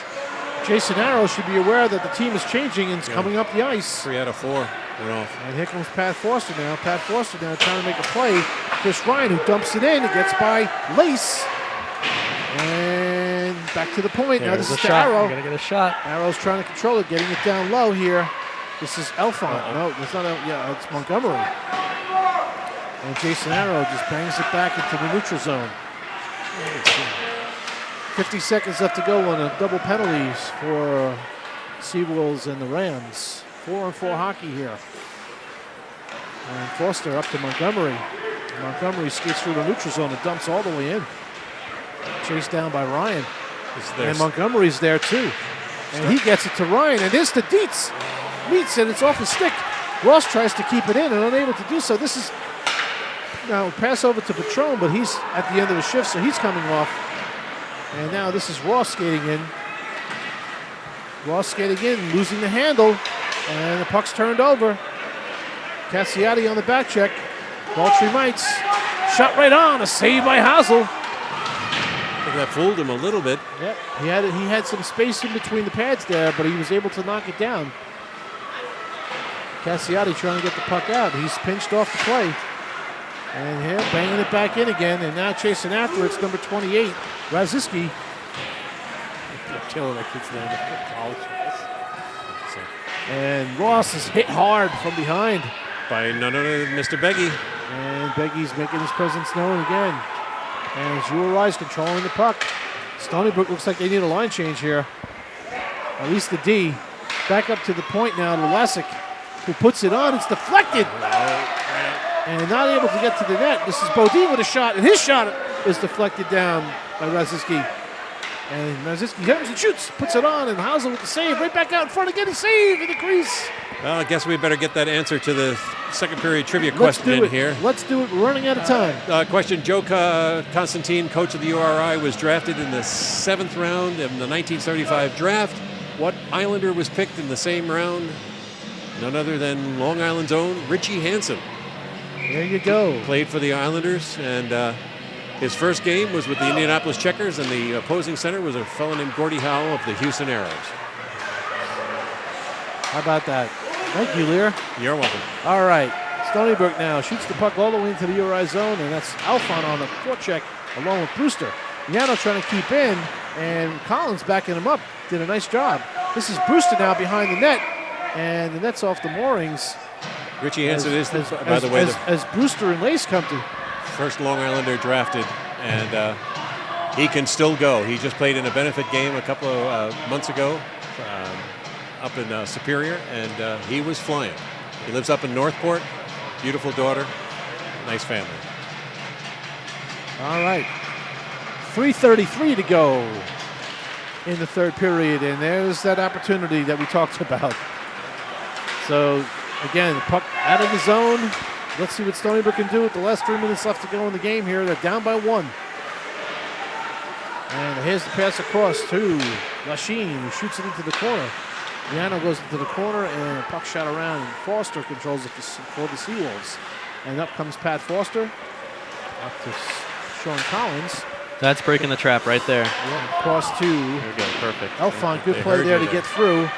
Now Alphon with a pass across, unable to connect with Sam Brewster. Good idea. Break it to the net. Close one there. Now we got a penalty. Lace is going to go for either a charge or a boarding. Probably a charge. It was pretty blatant, and Angarella's hurting a little bit. Maybe he got a little too feisty. This is almost what happened last night Exactly. at the 5-minute mark, where Stony Brook was able to capitalize. Let's see if Garafola calls a timeout. Cross-checking on that call. Thank you, our producer. See if Garafola is going to call a timeout yet, or try to get his line rested and get him out there, and try to get the tire.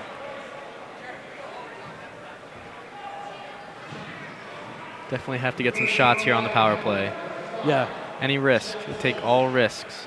And the Seawolves are going to take a timeout here, and coaches will draw it up.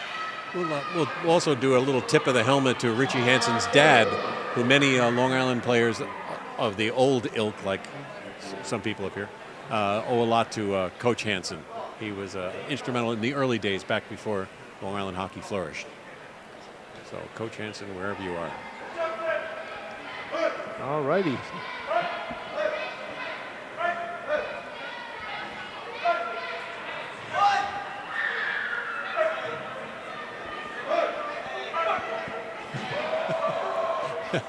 If you're hearing grunts in the background, that's the band. They're getting hungry, I think. We got to throw some raw meat over there. All right. Seawolves have got the play drawn up. That's going to get the magic goal or the tire. Here we go. And we're looking at 2 minutes and 50 seconds left to go. 2 minutes of that will be on the power play. If Stony Brook is able to capitalize on it, it will be less than 2 minutes. Mixed up front line there with Nick Dureski, Cassiati, and Sam right, Brewster. Back to the point to Pat Foster. He puts one on. It's blocked. Oh, he was hoping. And that puck almost came out. Actually, it did come out. Yeah, The I was referee going to called. say, we got one. Yeah. Got one there, but So that shot's all the way down. sky puck. And Housel now shoots it up the boards to Brewster. And to Hawkins now. Hawkins skating in. And He changed dumps up. in and chases it. And it's Wes Hawkins in on it. And he's trying to control it. It's back to Foster at the point. Back to Brewster. Brewster loses it and shot all the way down. And Chris Housel should just pump it right up. He can change, and he sees that. Good, smart play by Housel. And this is, Coach Garofalo took Nick Dureski off right after the faceoff. yeah. And slugged in. All right, this is Foster now carrying in and shoots all the way down. And Stony Brook's got to get to the puck. They're just not getting there. Everything's a pinch now. And a shot right on it, just missed. Almost squeaked in there. Cassiati just shot it wide. Now line change coming for Stony Brook. Housel's got to hold it. 50 seconds left to go in the power play and 1:36 to go in the period. And now this is Cassano. Cassano now trying to catch his own pass. 90 clicks Not left. very well advised here. Everyone's got to get on the same page here. That's it, right in This is Elfon chasing down hard. Cassano now trying to keep in. Montgomery keeping in. Everybody trying to keep the puck in. Elfon, go right for that no rebound. Ross has got to make a dive there. Got to save that puck. Got to keep it in. Go for the garbage, boys. This is Montgomery now, and Montgomery up through the neutral zone. Pass across to Ross, and Ross looking for help here. Into the slot area. Cassano has it. Hauser looking to make the move for the bench. Yep, he's going to have to get off soon And here. there he goes. And here's now the Stony Brook's got the extra band on as Montgomery got that feed but unable to finish. Cassano can't control the puck behind the net. Now Cassano's got it. Pass out in front. Loose in the skates. As Montgomery back to get it, but a ill-advised pass to Macalino. And now picked up by Cassano, who's skating in on a breakaway. Shoots, save. 26 seconds left to go. It's Cassano with the puck. Out in front to Montgomery. Shoot, he misses. And this is Bishop. Bishop can put it away, but he just decides to knock it down. And this is Montgomery now with Last rush. 10 seconds left to go. We need a play here. And Ross unable to collect it. And this is going to end in a loss for Stony Brook, unfortunately.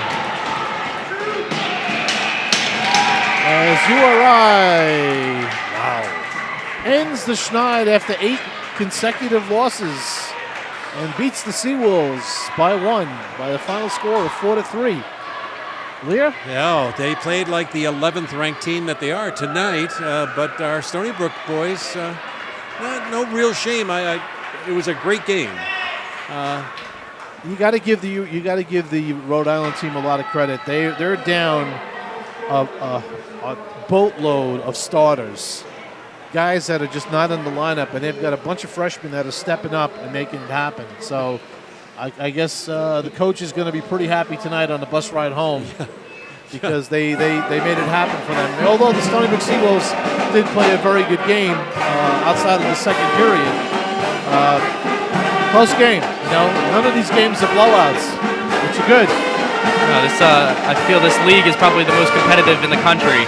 You have top-ranked teams, top 10 teams between Stony Brook, Delaware, Rhode Island, Robert Morris of Pennsylvania, and Westchester. You can't count them out. They can always show up to play. Wow. All right. And Stony Brook, this will be their last home game here for 2011, as they will have their next couple of games on the road and then take a break for the holidays.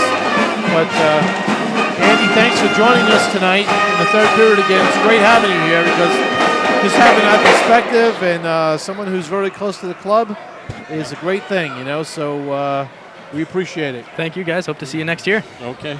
In January. See you later. So as a sidebar, both coaches are giving the ref an earful there. Again, we'd like to thank everybody for watching Seawolves Hockey Live.